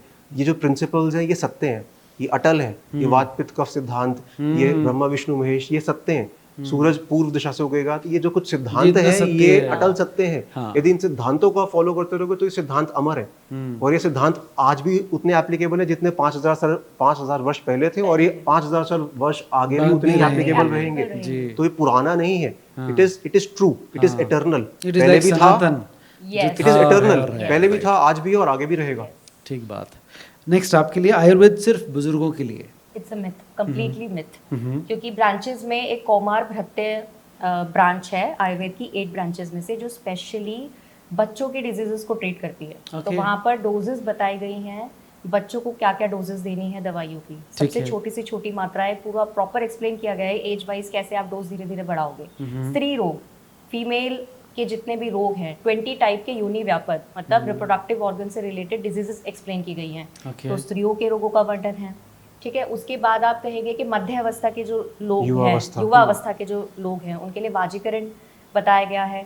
तो it is not limited to by age, oldies, right, it is not limited, ये सभी के लिए। द लास्ट वन कि आयुर्वेदिक ट्रीटमेंट के लिए किसी डॉक्टर की जरूरत ही नहीं होती। वो फिर वही बात आ गई, डॉक्टर की ज़रूरत आवश्यक पड़ती है, ज़रूर पड़ती है। That is what makes difference between a नुस्खा एंड औषधि। तो नुस्खा आपको किसी बड़े ने बताया तो एप्लीकेबल कुछ लोगों पे होगा, कुछ लोगों को रिलीफ करेगा, कुछ को नहीं करेगा, but you need the doctor. इसलिए चाहिए।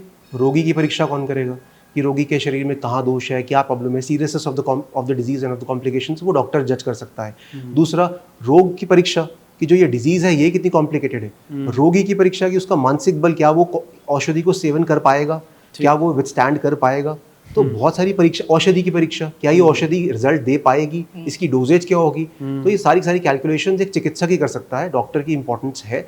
यदि आप खुद लेके सेल्फ मेडिकेट करते रहेंगे, रिजल्ट मिले ना मिले, प्रॉपर हो ना हो, तो that will be incorrect way of doing practicing और कंज्यूमिंग आयुर्वेदिक मेडिसिन। डॉक्टर की आप देख रेख में उनकी एडवाइस के साथ यदि चिकित्सा करेंगे, अपना मेडिकेशन रखेंगे, तो you will get good results, वरना तो फिर डिलेड रिस्पॉन्स आएगा। So thank you very much, it was really really amazing session. आप लोगों से बात करके ये बात तो ज़रूर समझ में आई कि आयुर्वेद की ताकत क्या है, शक्ति क्या है, और इसकी शुरुआत कहाँ से और हम लोग कहाँ तक इसके साथ जा सकते हैं और कितनी सारी बीमारियों को क्योर कर सकते हैं। तो थैंक यू वेरी मच यहाँ पर आने के लिए, सारी चीज़ हमारे साथ शेयर करने के लिए। Thank you Navneet ji, it was a pleasure.